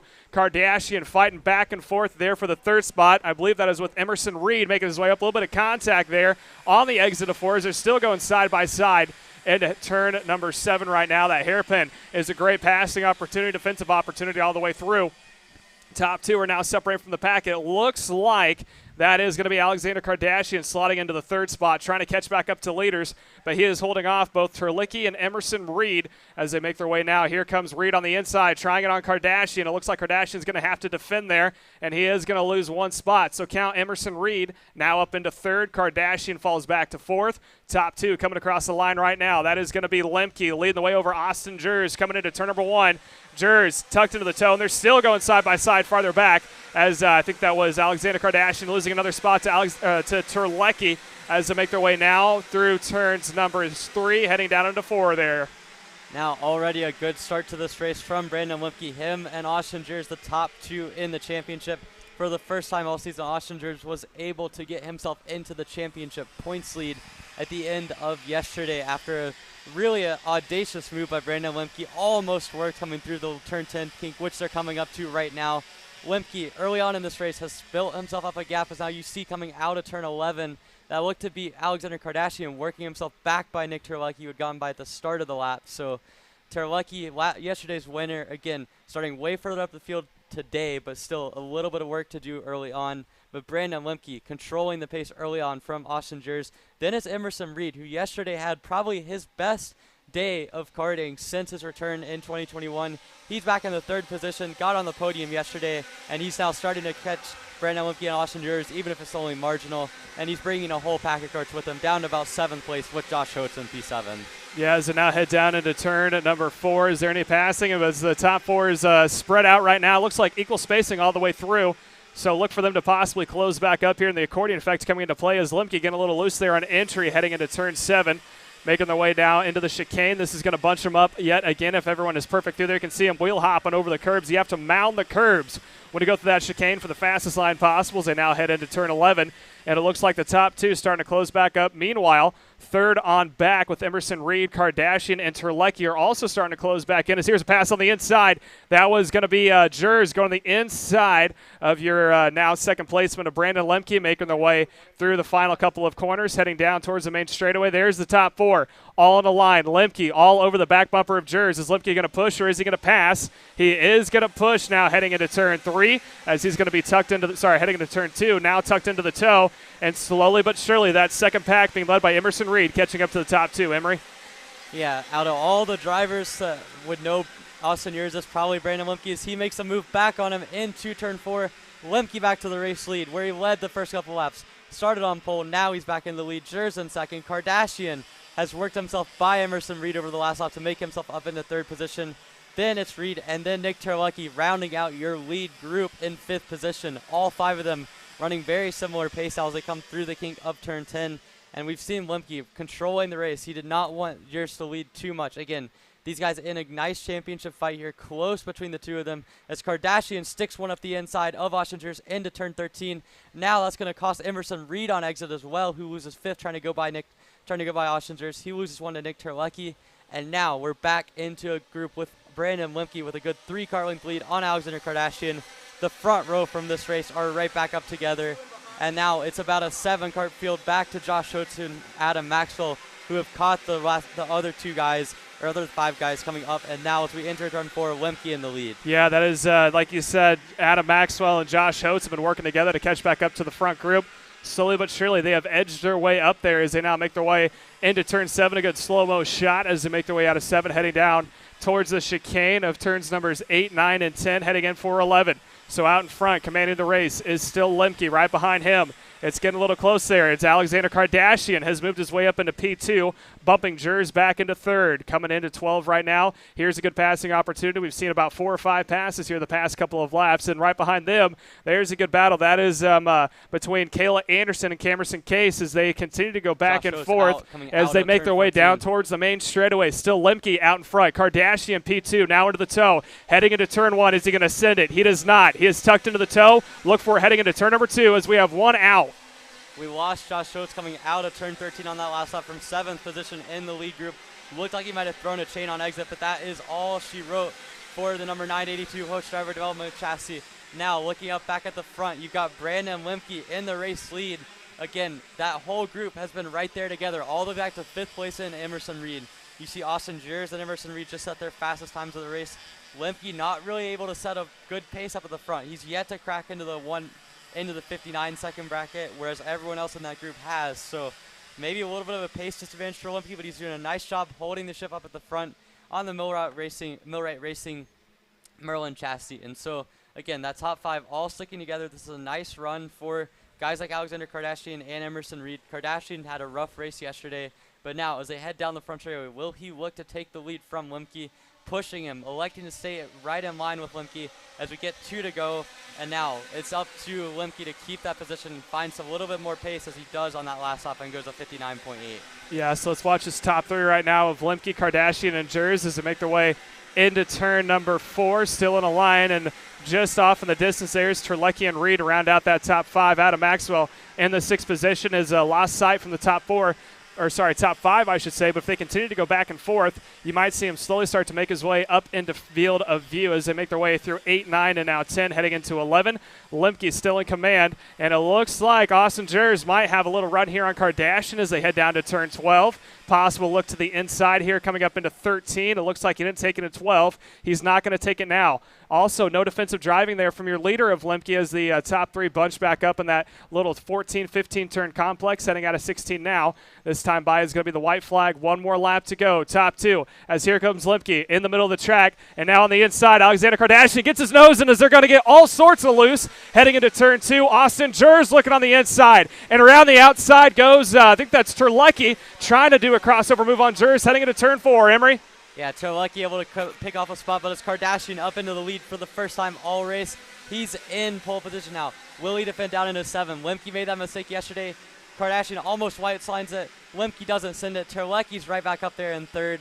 They're going side by side on the exit from 7. Lemke does a smart job to pull back inside. Will we see Brandon Lemke do the same move he did yesterday? This time, a little bit more reserved. He knows this is the pre-final. He knows regardless have another chance. This time, though, he looks to the inside into the kink. Does he have enough push from Terlecki?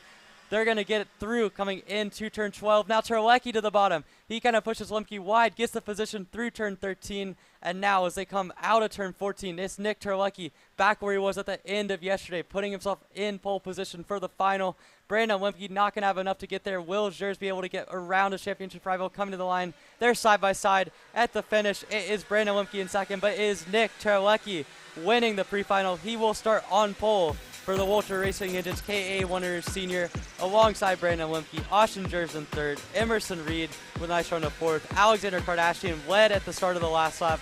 Ends up in 5th position. So a very exciting KA100 Sr Pre-Final, and the final event should be just as fun.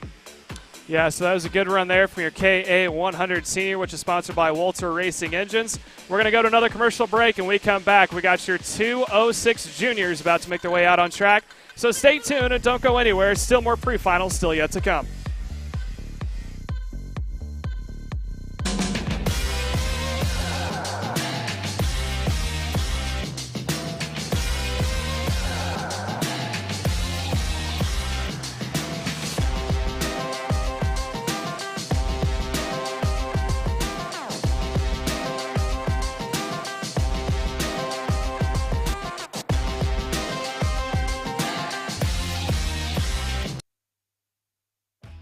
Kart Store USA is a kart parts supplier that racers and retailers can count on when they need reliable advice and service.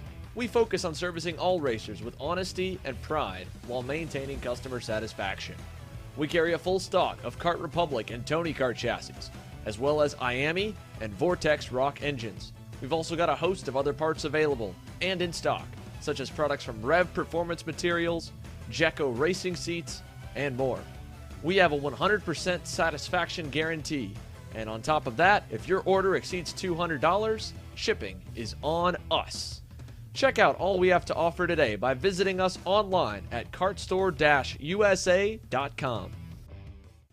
As the Western importer of the Praga and Formula K chassis brands, Leading Edge Motorsports is a high-performance kart shop and race team with a simple mission: teach others the joy of high-performance driving, supply our customers with the highest quality products and services, and most of all, win races.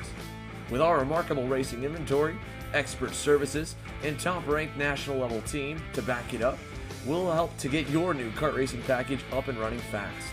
From arrive and drive service to kart preparation and driver coaching to the parts you need to get you back on the racetrack, Leading Edge Motorsports is the industry answer. Hannah Greenemeyer is going to score the And welcome back here. About to get going underway with our 206 Junior, sponsored by One Power Sport. As we make their way down the line, we're going to watch Ava Hannison and Logan Wackerlin come to the green. Emery? Yeah, Ava Hansen, a dominant performance so far this season. Did not win the final yesterday. She was ousted by Jackson Wolney, and Wolney is pushing her now into turn 2. Hansen takes over the lead from Logan Wackerlin, who had a nice qualifying effort, but now he's going to be shuffled all the way back to third, almost fourth as they come down, heading into turn 4. Looks to be Jace Petty on the inside of Wackerlin for P3. That is the first battle. Now Malachi Haight finds his way up the inside. He gets by both of them. A little bit of an over-under type move for him, and he is now in third position. But up front, it is now Ava Hansen and Logan Wackerlin, or Ava Hansen and Jackson Wolney running up at the front of the field. Will they work together? We saw a lot of good teamwork last race in the final yesterday between both those two, as well as Jace Petty in third position, and it worked out for Wolney. He did not make a single pass until the last lap, but was able to get into second and then eventually find his way up to the front to beat Ava Hansen. So Hansen's had good control of this class, but now it looks like those two, in addition to Malachi Haight and Jace Petty, have been up at the front this weekend, and now it looks like Haight and Petty are working together coming out of turn 14. You can see them in third and fourth, just kind of trying to catch up to Jackson Wolney a little bit. He's lost ground to Ava Hansen on this first lap. This is going to be an interesting battle between the front four in this race. Yeah, so they may start to close back up, as you said before, that both Petty and Haight are working together, going a little nose to tail. Looks like out of 2, they are starting to close back up to Jackson Wolney running in the second spot. Meanwhile, your leader of Ava Hansen has opened up about a 3 or 4 car length advantage. So if these three start battling for second and they don't try to work together, you could easily see Hansen pull away and get on pole position here this afternoon. As, again, these are 8-lap future events, and we're working lap number 2, so it's going to be 6 to go at the line. Top 4 now have equal spacing, so the 3 are catching back up to your leader of Ava Hansen as they make their way into 11 right now. As here's a good passing opportunity if he can get a good run out. And it looks like Jackson Wolney did. Coming out of 11, does he take it heading into 12? Catches up to the back bumper, but he does not try to sit on the inside as they make their way now into the snaking corners of 14 through 16. Out of 15 for the final time, and it looks like Hansen got a better run in between 14 and 15 as they make their way through the final. A little bit of a kink coming onto the main straightaway. Ava Hansen holds on to a 5-car length advantage over the 3 going nose to tail of Wolney, Haight, and Petty heading into turn number 1.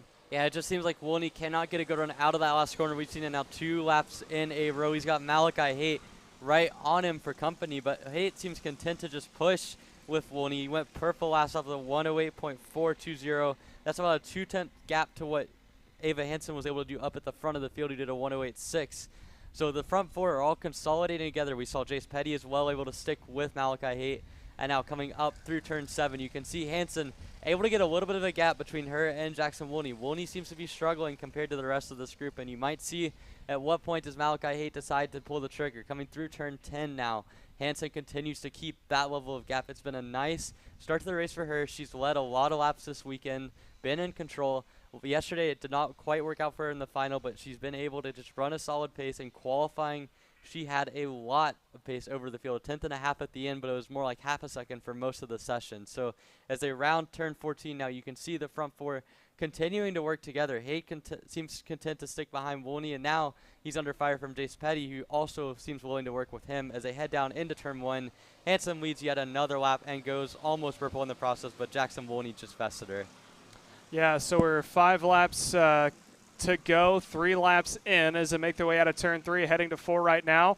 Top 4 have been bunched up now as they make their way into a good passing opportunity. That is turn 5 and at the exit of 6. So what we saw yesterday was the 3 of Hansen, Woolney, and Petty get bunched up nose to tail in the feature, and they start pushing away. But now we got a new competitor up in the mix of Malachi Haight. So maybe he can get his elbows out just a little bit and start to stir up some drama in the top 4 and keep it interesting. But right now they're all staying in line, nose to tail, through 11. Let's see if anyone's going to try to take a opportunity to make a move here coming up into turn 12. It looks like they're all going to stay in line. A little bit of separation. 2 out in front of Hansen being pushed by Woolney, and right behind Malachi Haight getting a little bit of help there from Petty as they make their way through the final couple of corners now to complete 1 more lap. 4 to go at the line as they make their way onto the main straightaway. It's still Hansen out in front, getting pushed by Woolney, who was purple last lap. He went the fastest of a 108.134. Coming down into turn 1, 2 by 2 they go, 4-pack heading into turn number 2.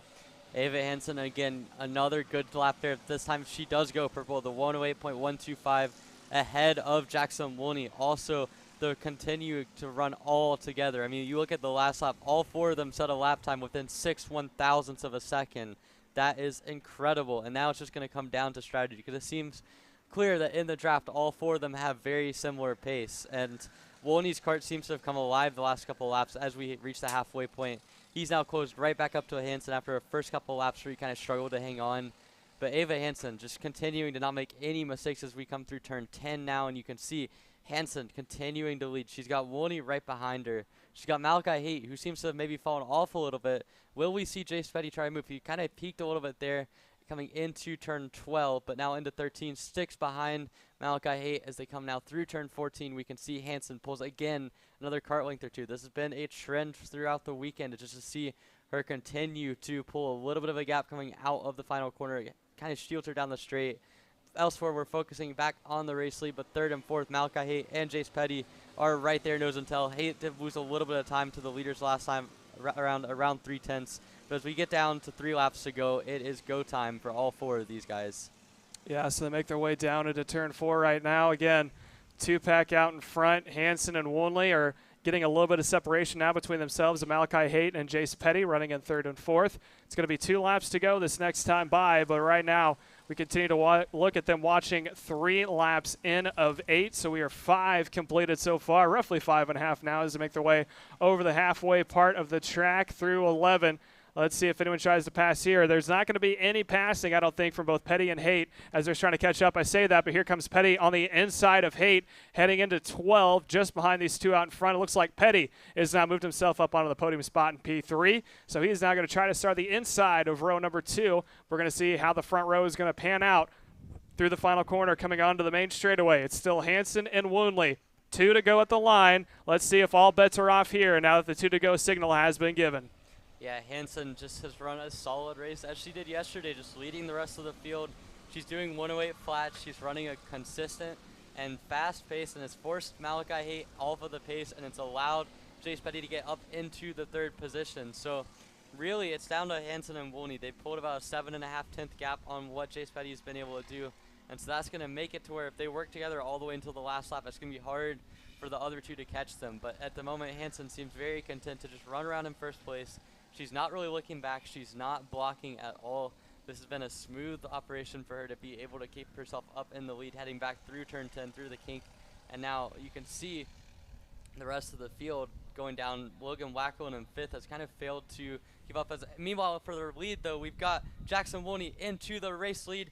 Hansen's going to try to cross back, does not have the run to be able to do that. So Jackson Woolney waited until the turn 11 kink to make a move, but man, when he did, it was smooth and it was quick, and now he is now taking back over the P1 position that he last held at the end of yesterday's race.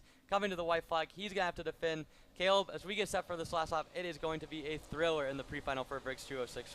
Yeah, I think if there is any pass, it's probably going to happen the last bit of the track. The new addition of that turns 12 all the way through 15 Although who knows as they make their way out of 3 heading into 4. As we're looking at now, your leader Jackson Willie defending on the inside. Hansen follows along with Petty. And it looks like Haight had a look on the outside trying for possible crossover move on the exit of 5 heading through 6. Now the entry to 7. Anyone taking on the inside line? Looks like no. No defensive, no passes. On the exit of 7, coming down into the 8, 9, 10 chicane complex. Over the curbs they go. No one's going to pop out here heading into 11. They're trying to get a good run up this hill. And it looks like I think Hansen got a little bit of a run now coming into 12. Does she take it here or wait till 11? Into 12 they go. She does not. And now she's going to fall into the grips of Jace Petty if he wants to try to pop down the inside. Malachi Haight trying to set up for a crossover move. No one taking any passes there through the snaking parts of 14 through 16. On the exit kink, it's going to be a side-by-side photo finish for pole position. Here comes Hansen on the inside, Woodley on the outside. Side-by-side across the line. Point goes to Ava Hansen, who's going to start on pole position. Jackson Woodley comes across in P2. Jace Petty in 3rd. Malachi Haight in 4th. Logan Wackerlin comes across in the 5th position. And just now across the line comes Cody Landstrom from 6th. And Jocelyn Slinker is going to start in P7. We're going to send it to another commercial break. When we come back, we got your Micro Swift set up, ready to go here for their pre-final event. So stay tuned as we got more action coming from you live.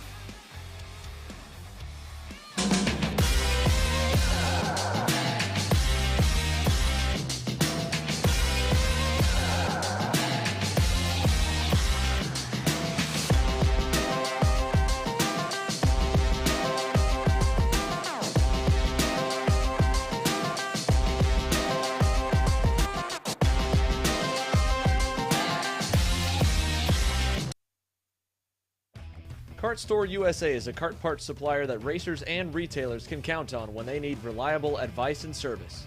We focus on servicing all racers with honesty and pride while maintaining customer satisfaction. We carry a full stock of Kart Republic and Tony Kart chassis, as well as IAMI and Vortex Rock engines. We've also got a host of other parts available and in stock, such as products from Rev Performance Materials, Jecco Racing Seats, and more. We have a 100% satisfaction guarantee.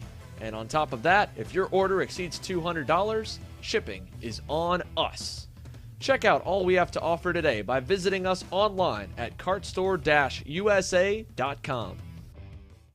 As the Western importer of the Praga and Formula K chassis brands, Leading Edge Motorsports is a high-performance kart shop and race team with a simple mission: teach others the joy of high-performance driving, supply our customers with the highest quality products and services, and most of all, win races. With our remarkable racing inventory, expert services, and top-ranked national-level team to back it up, we'll help to get your new kart racing package up and running fast. From arrive and drive service to kart preparation and driver coaching to the parts you need to get you back on the racetrack, Leading Edge Motorsports is the industry answer. Hannah Greenemeyer is going to score the final win of the U.S. Pro Kart Series. Hayden Jones is a national race winner. Nate Cicero wins. Four-time champion Ryan Norberg winning Super Nationals 24. Winner, winner, winner. Are you ready to join one of North America's winningest driver development programs? Rollison Performance Group offers. Headed back again as we got one more lap coming around for the Mini Swift position back here on Kart Chaser. We're looking at Mini Swift sponsored by D&J. And Caleb Smock, this has been an exciting class all weekend long. We saw Jackson Tovo able to win yesterday, but today it's Asin Dremeliv who was able to start on pole position. Yesterday he almost was able to come away with the win. As we're looking to this pre-final, what do you think are going to be the things to watch for these kids? Well, I think that front pack is definitely one you have to keep an eye on for sure. Both the Tova brothers of Jackson, Ethan, have had a good weekend so far. Both days of yesterday and today, they did not have the best qualifying run, but as we know of yesterday, they know how to make their way back up to the front. Asin Dramalev is probably looking for his first win here of the weekend. He had a good opportunity yesterday before getting shuffled up in that front pack, which, again, anyone inside that top 4 has a good opportunity of taking it, but it's just a matter of trying to time it perfectly to get your last pass in and hope that no one doesn't get back around. Benham Abernathy, a little bit farther down the order than I think he would like to be in the 6th position. Along with that as well, you got Landon Boer, who also had a good run here earlier today. So now he finds himself along that same pack as Abernathy. So keep an eye on that mid-pack as we're looking for the green this time. We get it. Green down into turn 1. It looks like Ascend is going to have to follow just a little bit farther back, as it's going to be the Jackson Tovo onto the point, now opening up a fairly decent lead, roughly about 4 or 5 kart lengths on the exit of turn 3, heading into 4 right now. They're still packed up, going side by side. Looks like Ascend maybe have taken a defensive line there, trying to hold off.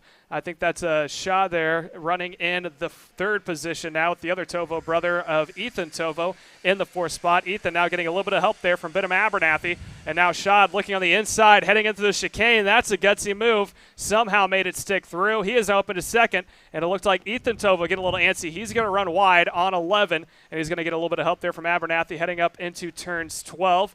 Into the new parts of the track. This is a good passing and defending opportunity, as on the inside here comes Abernathy to make a move on Ethan, count him up into the 4th position, I should say. He was in 5th as they make their way across the line this time by. It is Jackson Tovo out in front by 3 or 4 kart lengths, but here comes Brady Shad up into the 2nd spot, getting a little bit of help there from Drama Leave heading into turn number 2.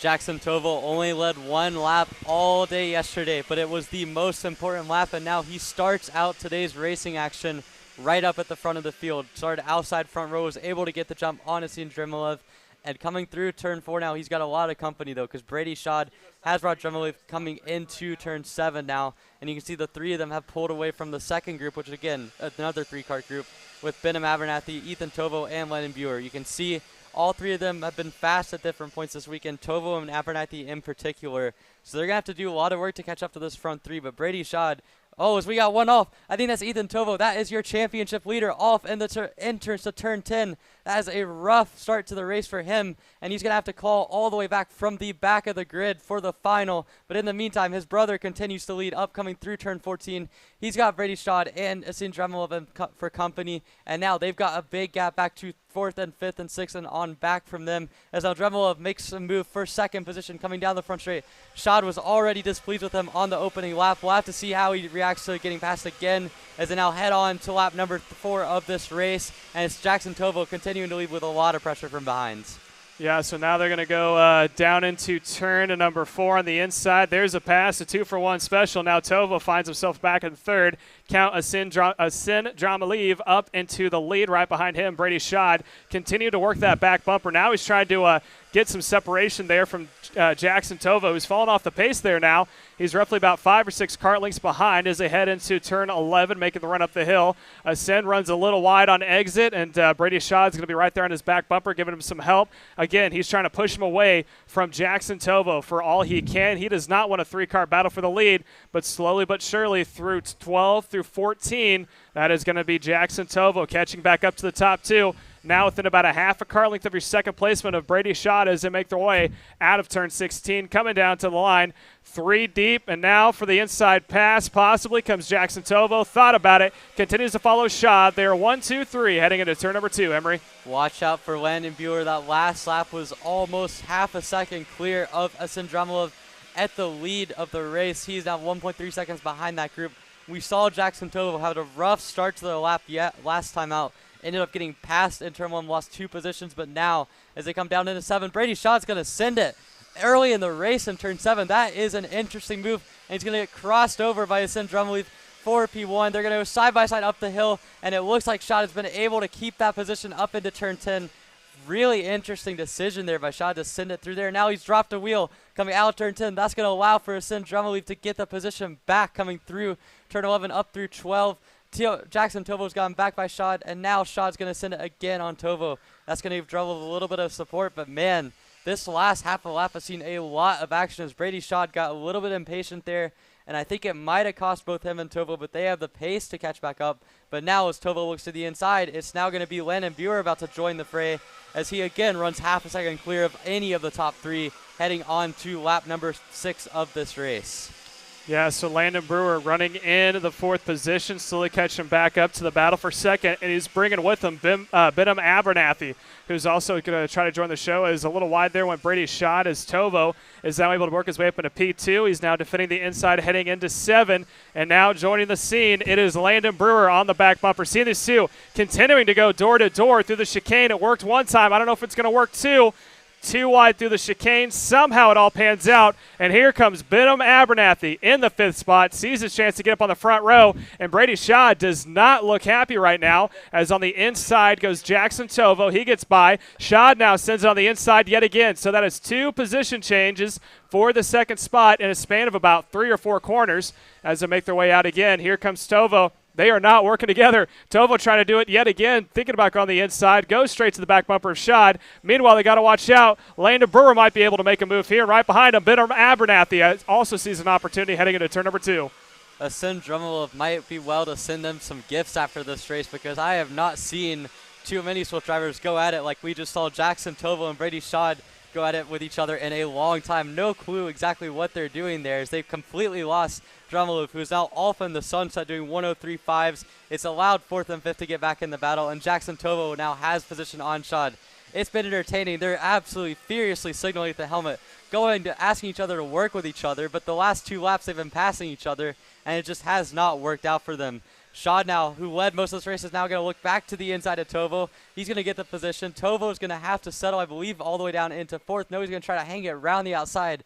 Brady Shad with a nice move to get into 2nd, but now he's going to get undercut by Landon Brewer for P2, but Shad's able to keep the position. Now Jackson Tovo gets that spot back, and as they head on to the last lap, first off, Ascend Drummond is absolutely flying up at the front. He's got nothing to worry about. He could go get a cup of tea and still be in the lead. But in the meantime, it's Jackson Tovo back up to P2 against Brady Shad. And might this be the last fight between the two, as we see Landon Brewer go back to the inside as we hit the white flag for this race. Yes, they still go door to door on the exit of 3, now heading up into 4. Looks like Nona's going to try to pass heading into turn number 4. They make their way through. A little wide there, goes out of nowhere, was Landon Brewer, who now finds himself up into the 3rd position. He's going to have to hold off. Here comes Brady Shad on the inside. It looked like Abernathy thought about trying to follow as well. Abernathy now goes to the back bumper of Shad. So they can, that was back bumper of Brewer. So now they continue to go nose to tail. Again, that is 2 through 5, making their way through 11 as they make their way up the hill. Actually, that is a 3 on back as Jackson Tovo continues to try to pull away just a little bit there from the main pack. You can see him there as he's on the inside. Here comes Brewer. Abernathy trying to follow. Shad to the outside. Abernathy trying for a 2 for 1. As they make their way through, Shad's going to file back in and look for a side-by-side finish. There's your leader, Ascend Drummond for the win. There's going to be Tovo for 2nd. Here comes 3rd on back. That is going to go to Landon Brewers to make their way through. Now we're at the white flag. 1 lap to go. Miss up on our timing. 1 more lap remains down into turn number 2. How are these 3 going to pan out for 3rd? Yeah, Jackson Tovo was able to get away from that 3rd place battle now. Brady Shad has really been fighting for all his worth at every position here. Now, as they head into turn 4, Landon Brewers got the position. He's going to have to do a lot of defending now into 7. We've already seen Shad make a move once in this race. Is he going to do it twice? He's going to go. Oh, he's locked up. Spins out. Brady Shad with a big mistake at the end of the pre-final. That is going to put him back where Ethan Tovo is, all the way at the back of the grid. It has been a nightmare couple of laps for Brady Shad. Is now another one goes to the left. Brewer gets pushed off the track coming through turn 8, I believe by Benham Abernathy. And now what was once a 4-kart battle is now a 2-kart battle for 3rd position, as Benham Abernathy as well as Devin Walls are right there together for 3rd and 4th. But in the meantime, we're going to look at the leader of this race, Ascend Drummond, who has had absolutely everything go his way. Brady Shad and Jackson Tovo fought, but Dremel will come away with the victory. Tovo for a nice 2nd place. They're fighting to the line, banging wheels, and it is going to be the number 133 of Devin Walls coming across the line to finish in 3rd ahead of Benham Abernathy, and I believe that is Brandon Saraki coming home with a nice P5. What a race. Guys like Brady Shad and Ethan Tovo are going to have a lot of work to do coming into the final here. Yeah, that was a good run of both Devin Walls and Benham Abernathy. We're in that 2nd pack at the start of the race, and they found themselves in a good starting position. So congratulations to an easy pre-final win for Ascend Drummond. We're going to sit until a commercial break, and when we come back, we got your 206 medium still yet to go. So stay tuned and watch live here on Kart Chaser.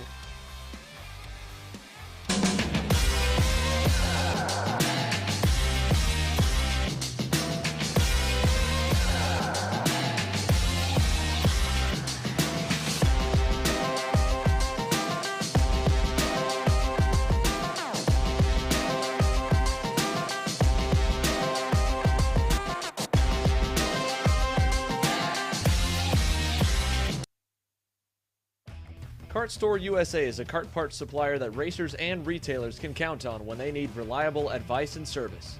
We focus on servicing all racers with honesty and pride while maintaining customer satisfaction. We carry a full stock of Kart Republic and Tony Kart chassis, as well as IAMI and Vortex Rock engines. We've also got a host of other parts available and in stock, such as products from Rev Performance Materials, Jecco Racing Seats, and more. We have a 100% satisfaction guarantee, and on top of that, if your order exceeds $200, shipping is on us. Check out all we have to offer today by visiting us online at kartstore-usa.com. As the Western importer of the Praga and Formula K chassis brands, Leading Edge Motorsports is a high-performance kart shop and race team with a simple mission: teach others the joy of high-performance driving, supply our customers with the highest quality products and services, and most of all, win races. With our remarkable racing inventory, expert services, and top-ranked national-level team to back it up, we'll help to get your new kart racing package up and running fast. From arrive and drive service to kart preparation and driver coaching to the parts you need to get you back on the racetrack, Leading Edge Motorsports is the industry answer. Hannah Greenemeyer is going to score the final win of the U.S. Pro Kart Series. Hayden Jones is a national race winner. Nate Cicero wins. Four-time champion Ryan Norberg winning Super Nationals 24. Winner, winner, winner. Are you ready to join one of North America's winningest driver development programs? Rollison Performance Group offers fully customizable packages that are meant to take your game to the next level. For more information, head to rollisonperformancegroup.com.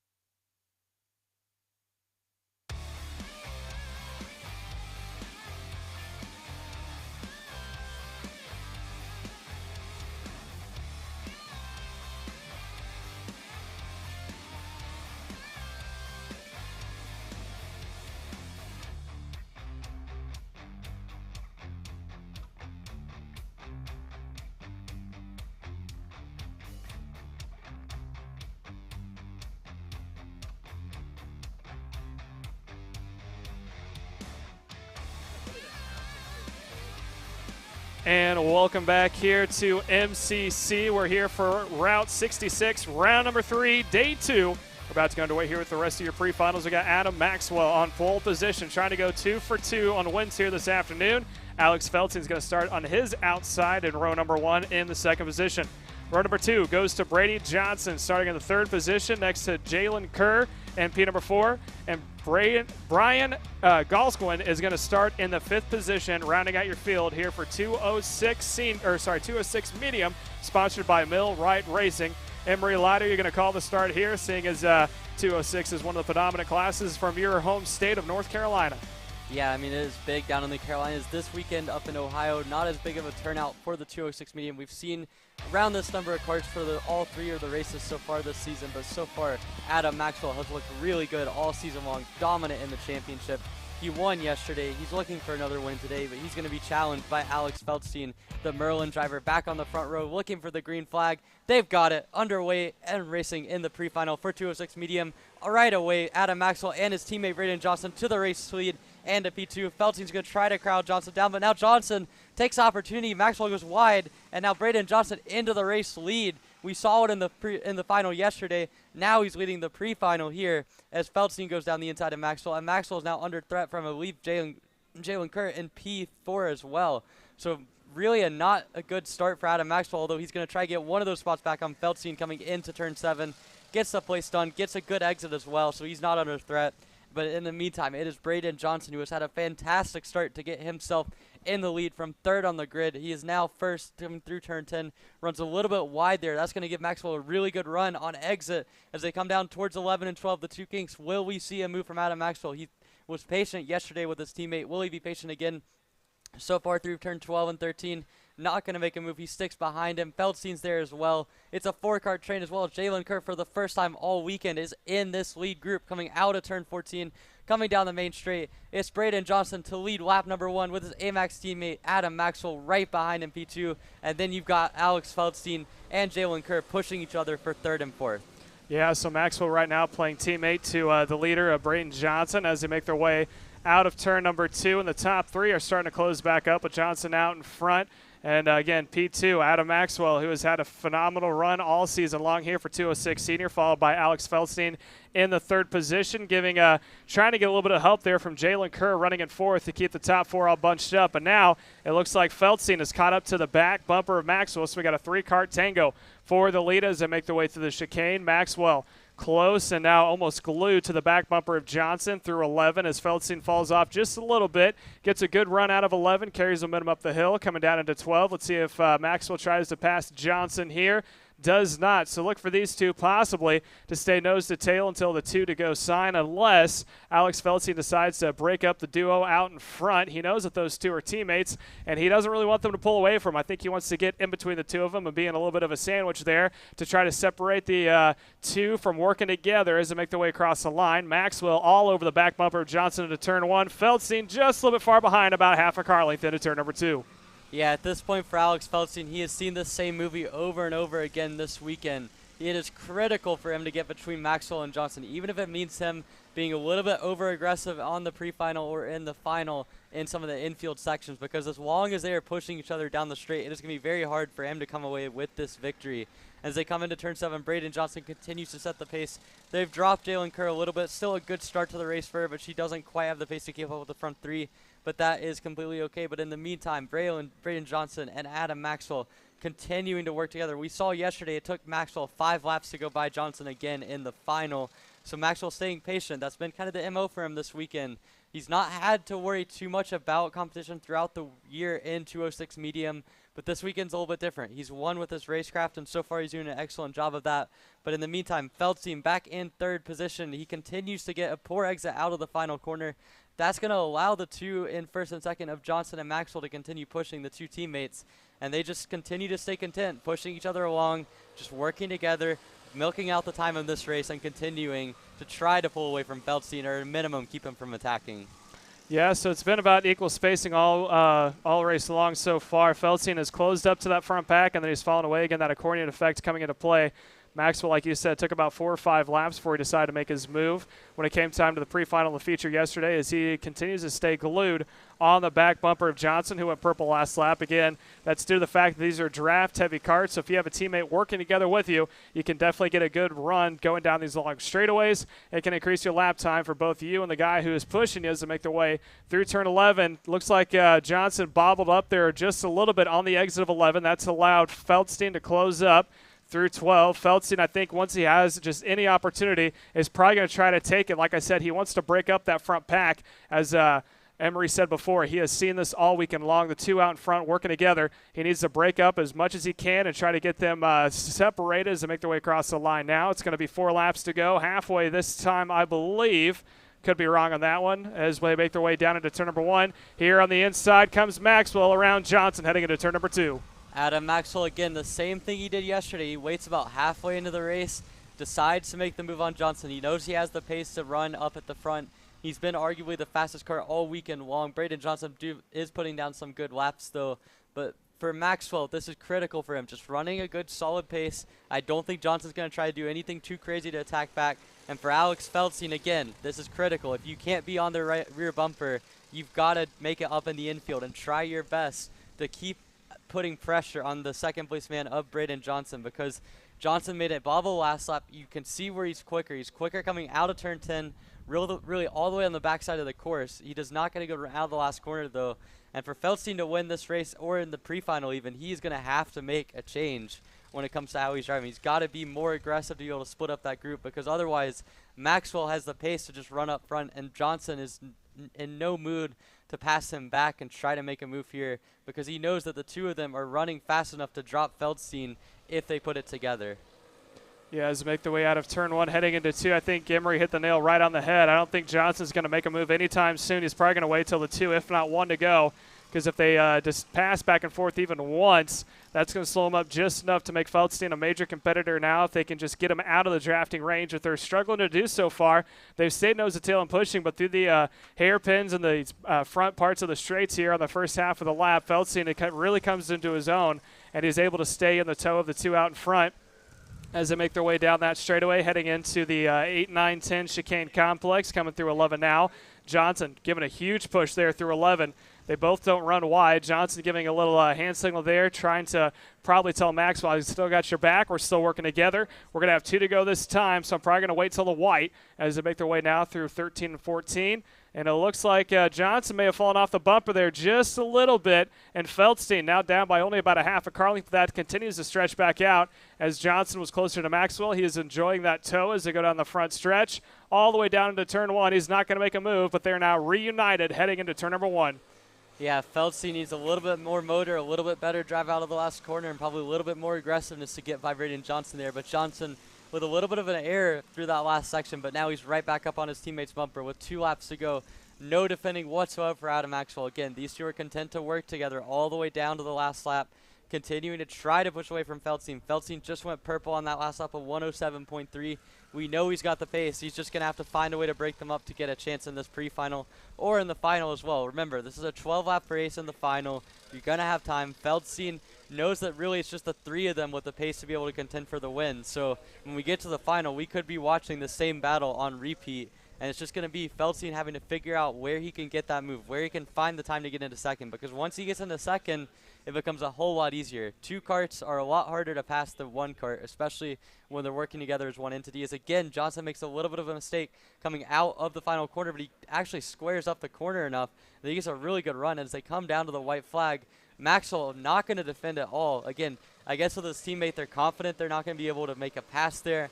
So Maxwell stays in line along with Johnson as they head down to the white flag.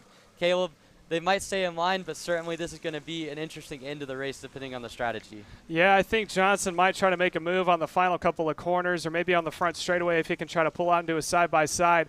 Again, this is determining this determines your starting position for the feature. They already have the front row locked out, so all he has to do is just if he stays in line, he'll start next to his teammate on the outside point. From then, you can easily connect back together. The only thing he has to worry about is that Alex Feldstein, if he is starting in the 3rd position, will be right behind Maxwell. So if he decides to push him and start to pull away from him, then that could be a major factor as well. So there's so many different strategies you can think of right now, but let's see coming down into 12 if Johnson's going to try to make a move. He backs off. Does he roll the inside? Now Maxwell defends. Johnson trying for a possible crossover. Here comes Feldstein. He's now up into the mix through the final couple of corners. Feldstein trying to stay on the inside of Johnson. Not enough. And now Johnson's going to have a great run here coming down the main stretch. He's already looking to the inside. Maxwell defending just a little bit. Johnson goes to the back bumper, trying for a high side move. Not enough at the line. It is going to be Adam Maxwell starting in pole position. Braden Johnson starts on the outside of row number 1 in the 2nd position. Feldstein comes across in P3. 4th placement goes to Jalen Kerr. And the Brian Galschool is running in P number 5 right now on track. They got about another halfway to go. So we're going to send it to another commercial break. When we come back, we got your Micro Swifts. We're going to be following your Briggs 206 Medium, sponsored by Bill Wright Racing.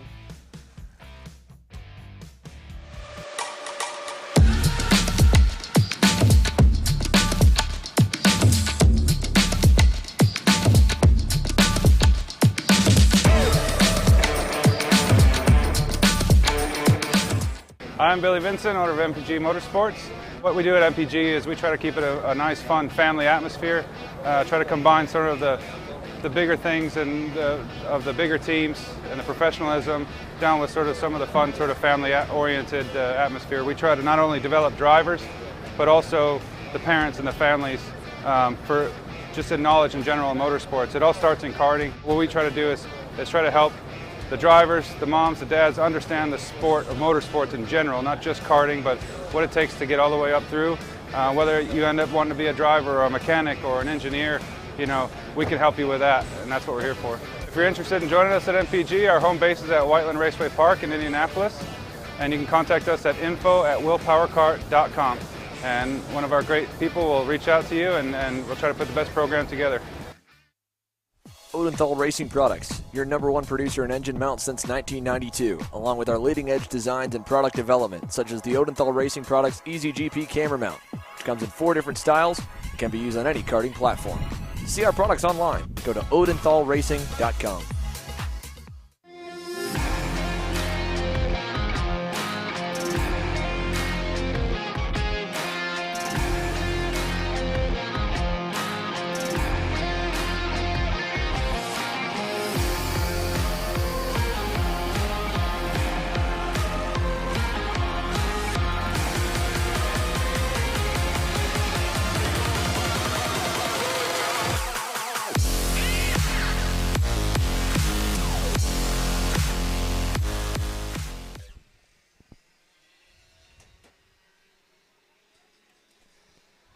And welcome back here.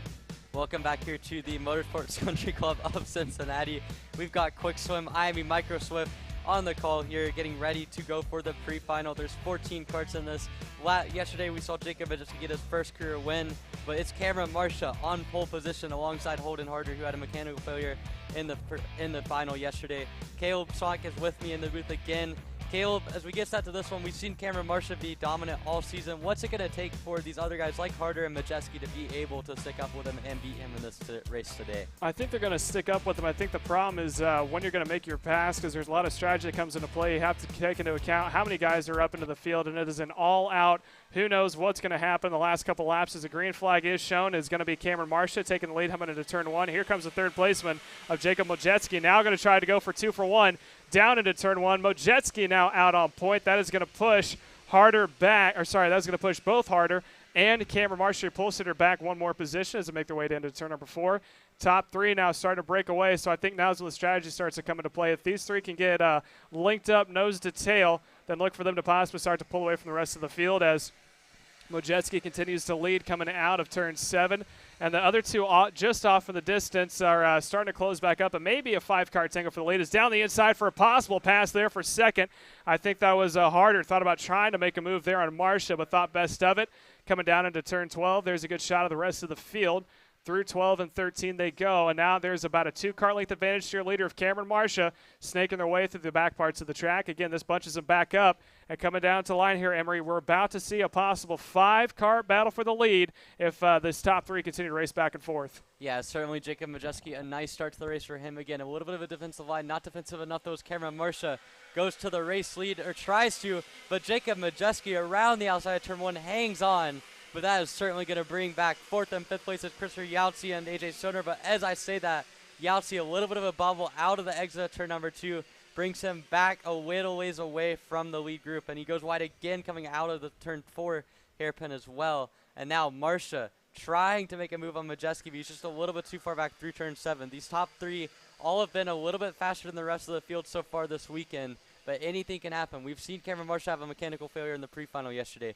We saw Holden Harder yesterday in the final have a heartbreaking failure when he was running second right on the bumper of Jacob Majeski. And as they head down into the turn 13 hairpin coming through the kink now, this is the Majeski's race. He's getting a lot of experience up at the front this weekend. We saw him win his first race yesterday, get to lead a lot of laps here. So as they come down the main straight, heading towards the start-finish line to complete lap number 2, Majeski again runs that little bit of a defensive line through the kink. He's going to white line it all the way down to turn 1. He's going to try to hang the inside now. Marcia does not have the speed to switch back on him, and that's going to bring Holden Harder right back in. It's a 3-cart battle at the front with Majeski staying alive at the front right now. Yeah, and last time by, Holden Harder went purple, so he is the fastest cart on track. But again, the top 3 are already going defensive here from the top, so they are 2 laps in, 6 more to go, I should say.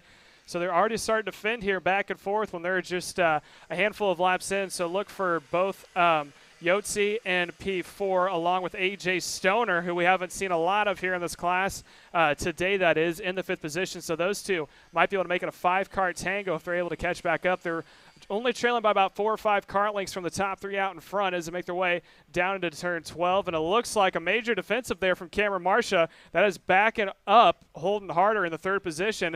And as I say that, a little wide there went Majeski on the exit of turn 14, as now he's holding on to only about a 2-car length advantage. He doesn't have to defend here this time, but he looks a little bit low. I don't think he's going to white line it, but I say that, and he actually is in that bottom lane. Here comes Holden Harder trying to make a move on the inside, or Cameron Marsh, I should say, on the inside, but he doesn't have enough to get it done. Mojeski went wide, almost dropped a wheel, and now we are seeing the other two start to catch back up. Yotzi and Baldick are now catching up to the top pack. Yeah, Jacob Mojeski really going defensive here in this race. First off, he white-lined it. They came back up a little bit and then decided it was time for him to really come down on Cameron Marsh and kept the position through turn 7 now. And now it is almost a 5-car group. AJ Stoner has a lot of speed in fourth, not quite enough to get all the way up there. He's running a little bit slower than what Mojeski and Marsh are doing in terms of pure pace, but because they're battling so much, it's allowed him back in the battle. But in P6, the fastest car on the track is Slayton Baldick. He's a full second behind Christopher Yotzi in 5th. But if these guys continue to fight up at the front and continue to block like Mojeski is, that might open the door for Baldick to join the party. We already saw in the L206 Sportsman category, he was able to make his way up to the race lead by the end of the race. And now coming down the front straightaway again, Jacob Mojeski, another lap doing a defensive line. He's looking both ways. He's looking left, right, everywhere. And now as they come into turn 1, Martian not going to try it this time. Content to stay behind for the moment. He looks a little bit down the inside into turn 2, but sticks behind Jacob Mojeski as they head up towards turn 4. Yeah, so the top three are now continuing to defend back and forth. And again, that is your leader, Mojeski, defending for a moment, heading up into turn 4. And that's allowing both Stoner and Yotzi to catch back up to that top pack. Although Stoner went a little wide there on 6, that's going to cost him. But I think Yotzi's now going to push him as they head their way into turn 7. Out of 7 coming on to a little stretch before we get to the chicane of 8, 9, 10 complex. There they go through 8, going over the curbs. And now here comes your third placeman. Thought about making a move of Harder, trying to get around Marcia, that is. Continues to go straight to the back bumper. Let's see if your leader, Mojeski, defends through the 12 through 15 turn complex. Through 12, it looks like he is going to take the normal racing line. Marcia thought about trying to pop down for a moment. Making their way now through 14, heading through 15 now. Top three are going to be nose to tail. I'm not quite sure why Mojeski wanted to defend the past couple of laps coming down into turn 1 on the main stretch. It looks like he's going to think about it again. Here comes Marcia on the outside line. Horder is going to try to follow through turn 1. Mojeski going not a little bit wide, continues to stay fast as now it's going to be Marcia and Harder who have their hands full as Harder went purple last lap.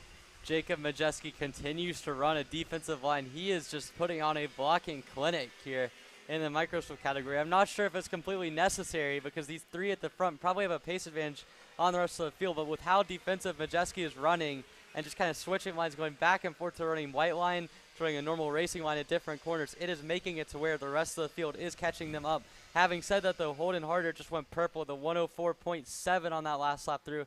He's clearly got the pace in P3. Marcia's got the pace in second, but unless Jacob Mojeski stops blocking, they're going to force him. He's going to force the others to make a really difficult pass on the back section of the course. And for Mojeski, again, getting really valuable experience here, leading a race. He's done a good job. He gets a good exit out of the last corner, which enables him to do that white line coming into the final, or into the last few laps here.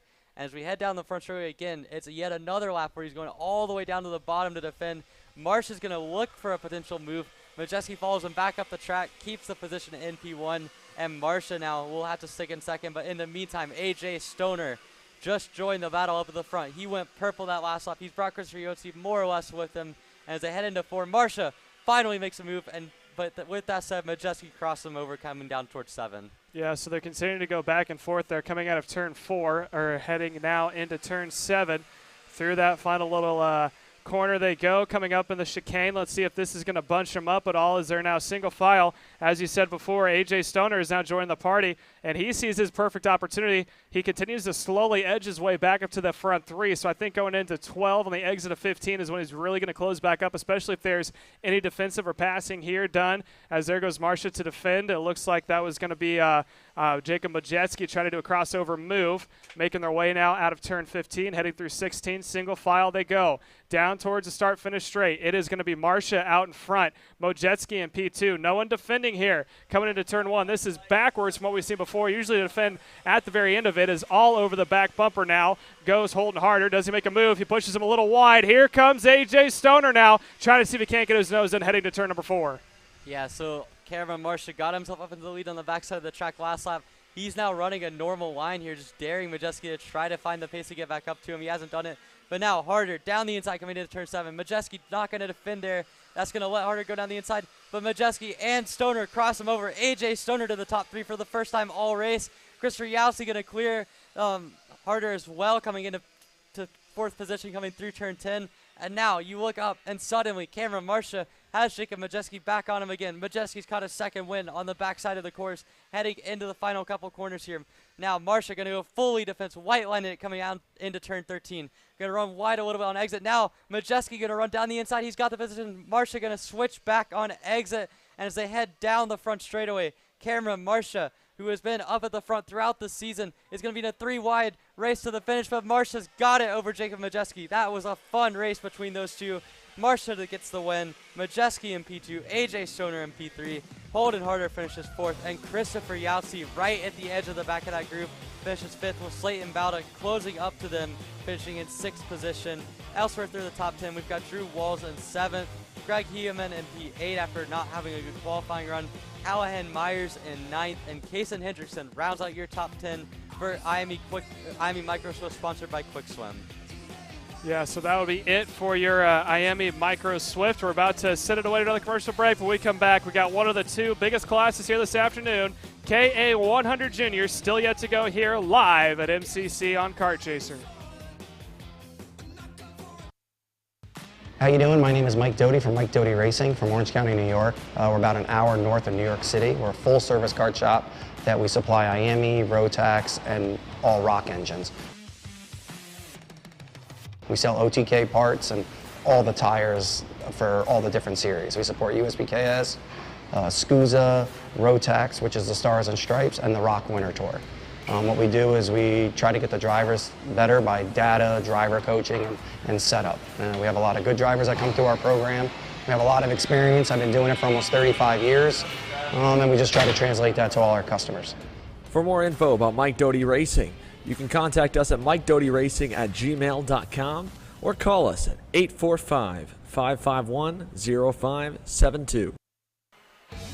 Looking for a top-level team environment that fits your budget? Look no further than AMAX Racing. We cater to customers around the country who want driver coaching, tuning assistance, hospitality, track support, and a family race environment.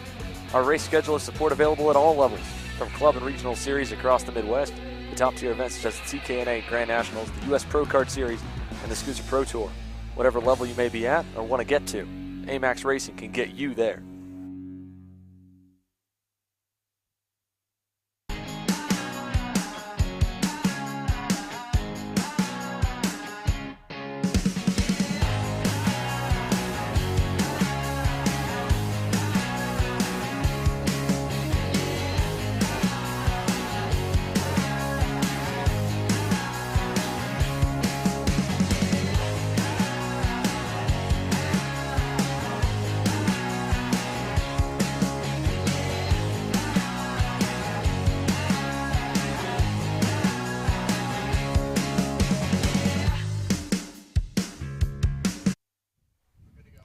And welcome back here. About to go with our KA100 Jr. sponsored by Advanced Design. Emery Ladder, they're coming towards you into turn number 1. Looks like we're not going to get the green this time through. A little bit too fast for the KA100 Jr. sponsored by Advanced Design here. And they're going to go around for another lap. Henry Wheeler set on pole for the 2nd day in a row in the MPG Motorsports Willpower Kart. But this time, his teammate Austin Olds will join him on that front row. Yesterday was a disaster of a day from Austin Olds. Came into yesterday with a chance at feasibly being in the points lead by the end of the day. Came out of it over 200 points behind Ava Hansen, who took over the points lead. So really rough day for Olds. He's looking to further it back and get much better back to the form we saw from him up in Dowsman and in Newcastle. As Olds, who won the feature race up in Dowsman on Saturday, starts on the outside of the front row. Then behind those two MPG Motorsports guys, you've got Wesley Gunler in the 846, yesterday's winner. Really a stunning display of driving from him. He'll start 3rd alongside Ava Hansen, the championship leader. Behind them, Michael Levitt in row 3 alongside Quinn McPherson, who had a good run yesterday. Just came a little bit short in the final. Ava Dobson, Cash Perkins on row 4, Mateo Naranjo and Indy Anderson on row 5. And then you've got Braden Zerves and Lucas Klimek on the 6th row, looking for the green this time through. They're still fast, but this time I think we're going to get it. It's green flag in the air. Henry Wheeler down to turn 1 alongside Austin Olds. They're going to get the jump. Wesley Goodmore to P2. Now Henry Wheeler keeps the lead of this race heading into turn 2. And it's about a 5-6 kart single line before we start getting any action. It looks like Quentin McPherson's going to get squeezed out from about 7th down to about 10th early on the race. And we've got one around coming down at the end of the train. That's not going to have much of an impact on the front race. But in the meantime, Henry Wheeler gets off to a nice start, and it's Wesley Goomler right behind him. We saw those two nose to tail for a good portion of the final yesterday, with Goodward biding his time behind Wheeler in the final.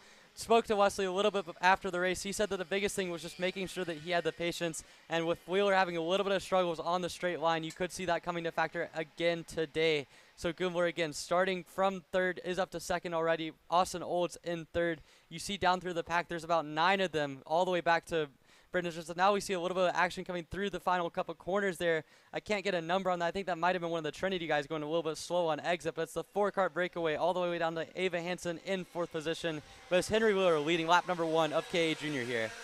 Yeah, so we continue to watch the top 3. Like you said, Henry Wheeler out in front, Wesley Gundler in P2. And then we got the 2 that are fighting for the championship. That is Austin Olds running in 3rd, and Ava Hannison into the 4th position as Olds got a little loose there. It looked like he was trying to possibly make a move on Wesley Gundler and catch back up to his teammate. He has to peek back to see where Hansen is, down by about a half a car length as they make their way through turn 7, out of 7, heading in to the straightaway before you get to 8, 9, and 10 complex, coming out to the turn 11, which that is a make-or-break corner. If you don't get a run going out of 11 up the hill, then you're going to be struggling all the way down that straightaway heading into 12, and it looks like Gundler is working the back bumper of Wheeler heading into 12. Not enough to make a move, although he may think about it. Here comes Olds trying it, and it looks like Hannison's going to follow. Ava Hannison right behind Olds. Olds gets through. Now Olds goes for a 2-for-1 special all the way up to the front row. Gundler is now going to try to follow, and Wheeler is now going to go back into the 3rd position. Hannison stays in 4th. Austin Olds leading for the first time this weekend down into turn number 2 as Gundler goes wide, and it looks like Wheeler trying to get a nose in. Wheeler now get a little bit of push from Hannison as they make their way into turns 3 heading towards 4.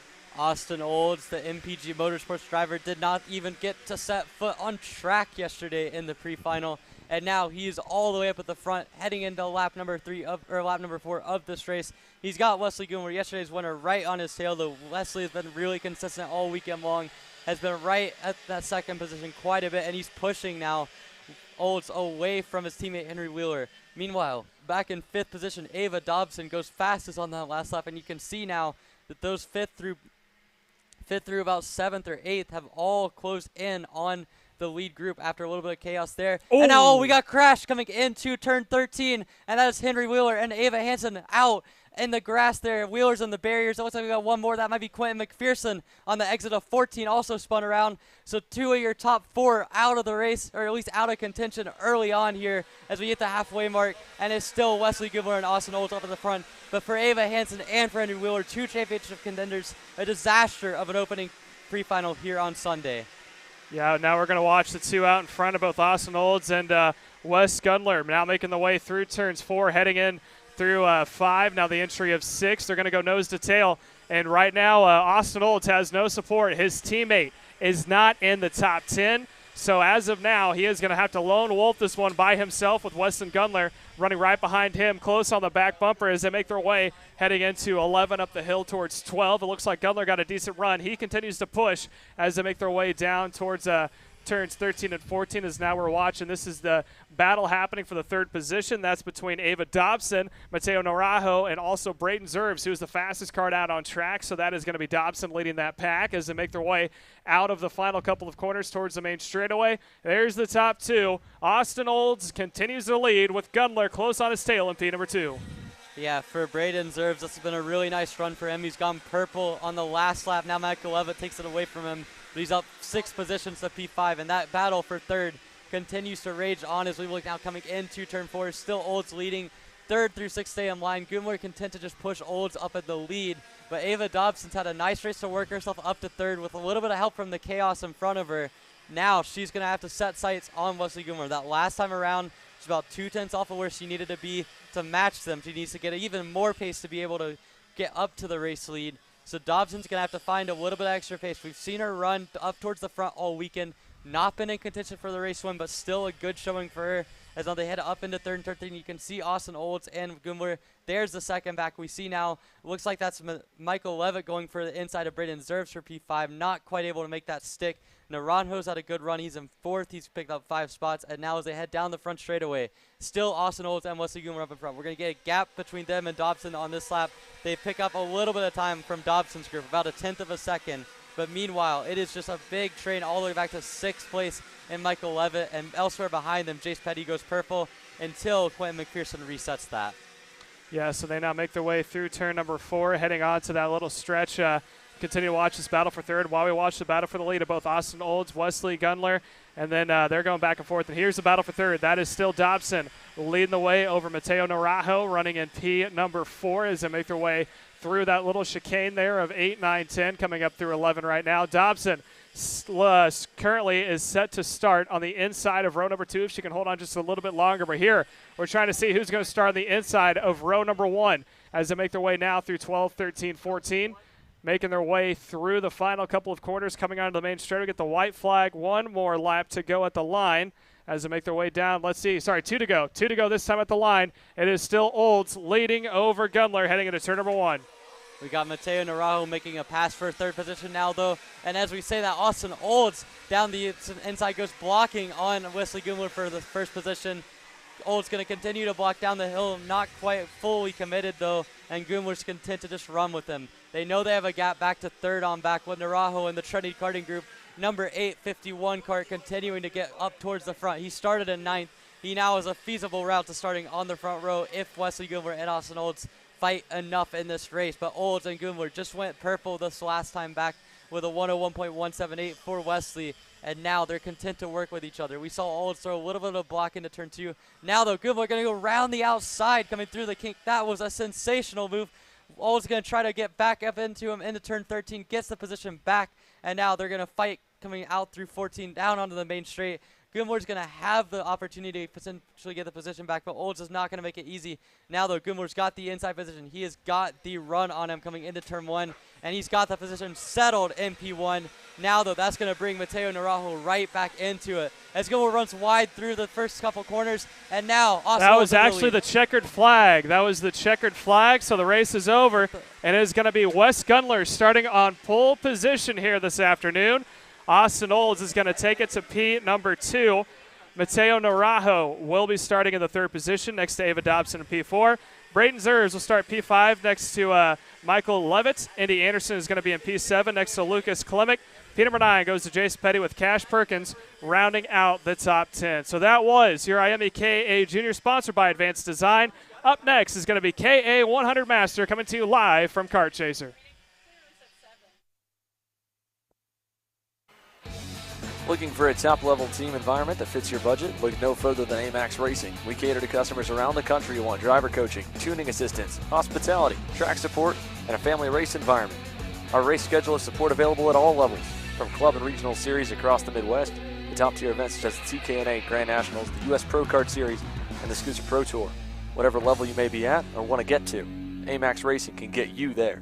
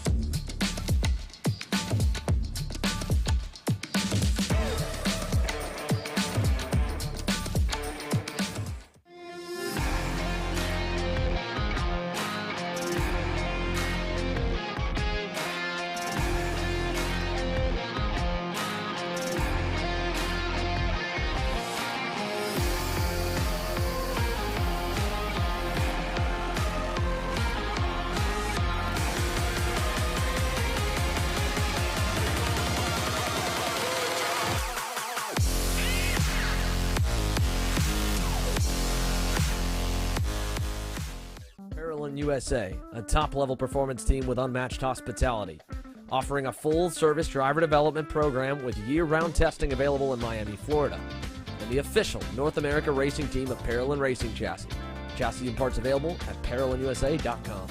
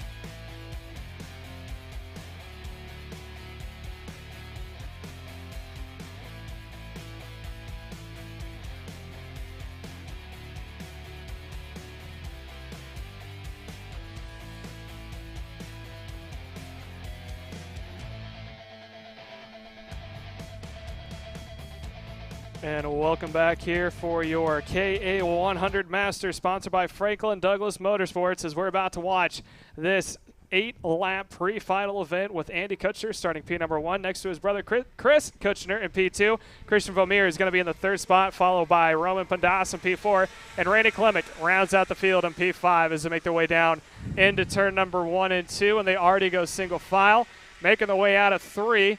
And it looks like they are going to stay single file as they make their way through.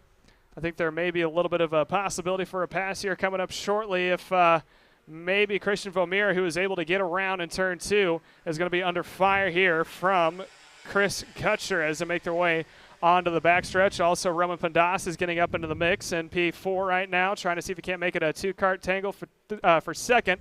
Meanwhile, Vomir is working the back bumper right now of the leader of Andy Kutcher as they make their way into 12 and 13. It looks like they're going to continue to stay single file all the way through.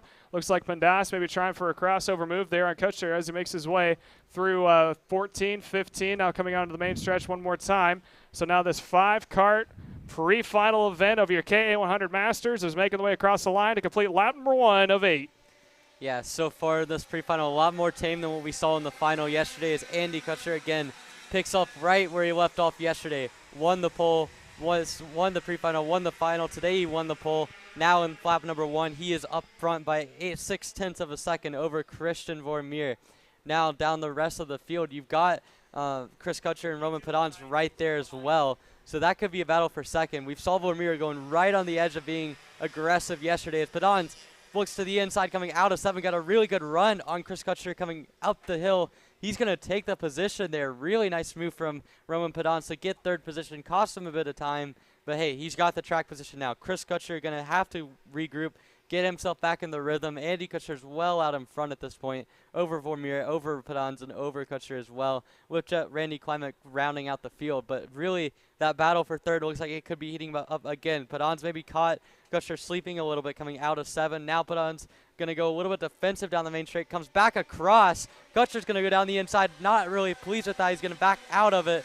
And now Padans stays in third position for the moment as now Kutcher sends it back up in turn 2 and puts a slide job on Roman Padans. Yeah, so they now make their way through. We got a 3-cart battle for the third spot. That is between Pandas, who is now up into third. Kutcher, who is actually, Pandas is falling back a spot. That is Kutcher in third, Pandas fourth, and P number 5 is Randy Klemick as the 3 carts make their way through turn 7, coming up to 8, 9, 10 complex through that quick little chicane. You can see them all taking a little bit of curbing there to help rotate the car through that high-speed chicane. Through 11 and up the hill they go, and they are all equal spacing heading up into turn 12. No one is close enough to make a move, and it appears that maybe Kutcher is starting to pull away just a little bit from Pendas as they make their way through 12. And now on the inside, here comes Pendas. Back to P3, and now it's going to be Klemic.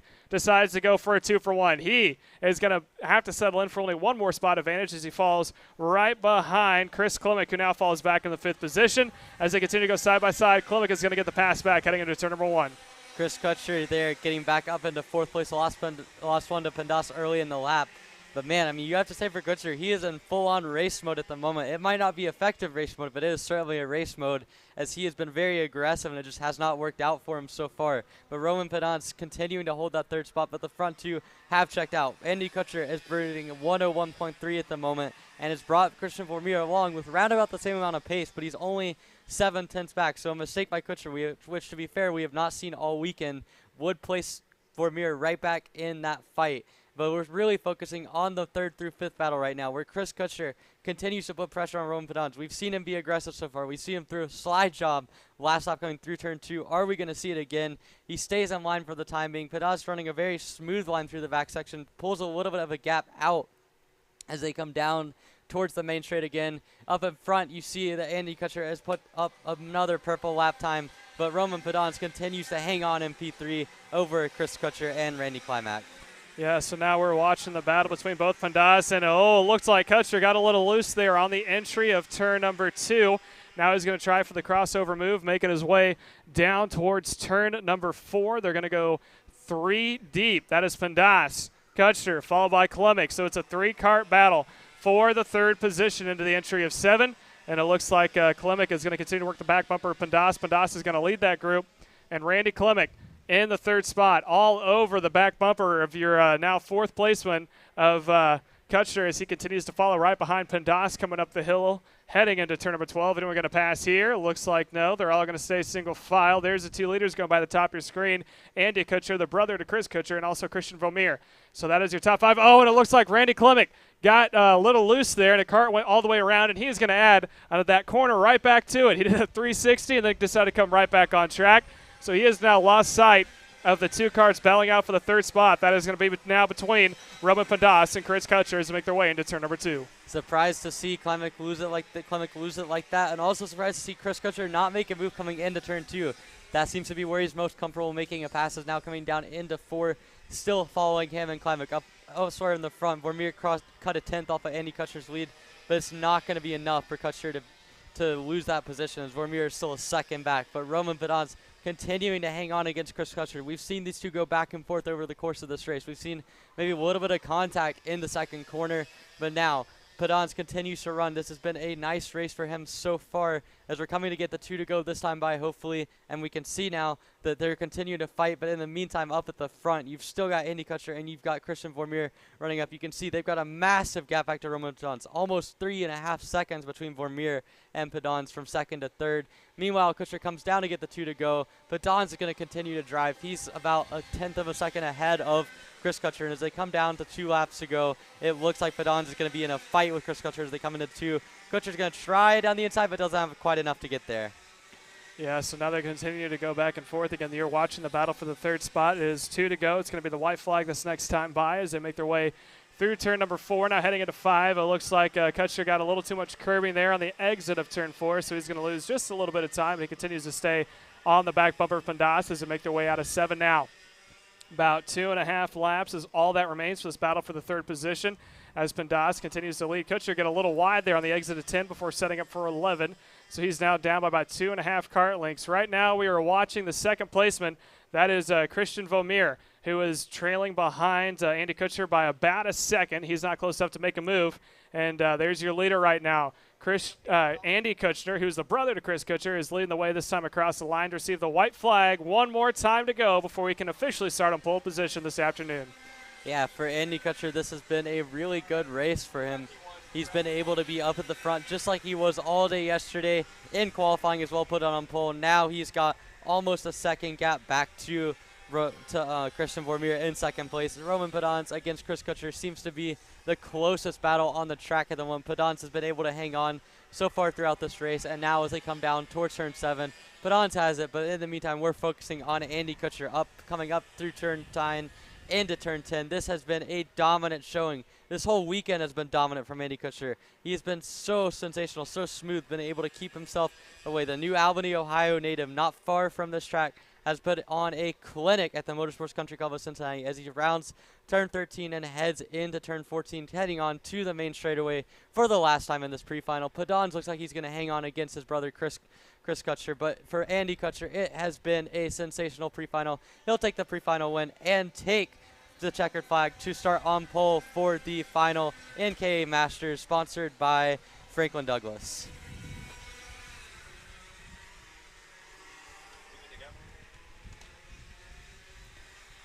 Alrighty, so that will do it for the pre-finals this afternoon. If you have not yet, make sure you subscribe to YouTube Premium so you can see the feature racing this afternoon. If you have not, we understand and we thank you guys for all the support that you do, but we're going to have to say farewell to you, and we'll pick you guys up in the next one we're at with Stars Out New Jersey, as we're going to send it away now to our lunch break. And we come back, we will go live for our feature races coming this afternoon from MCC Cincinnati and Route 66.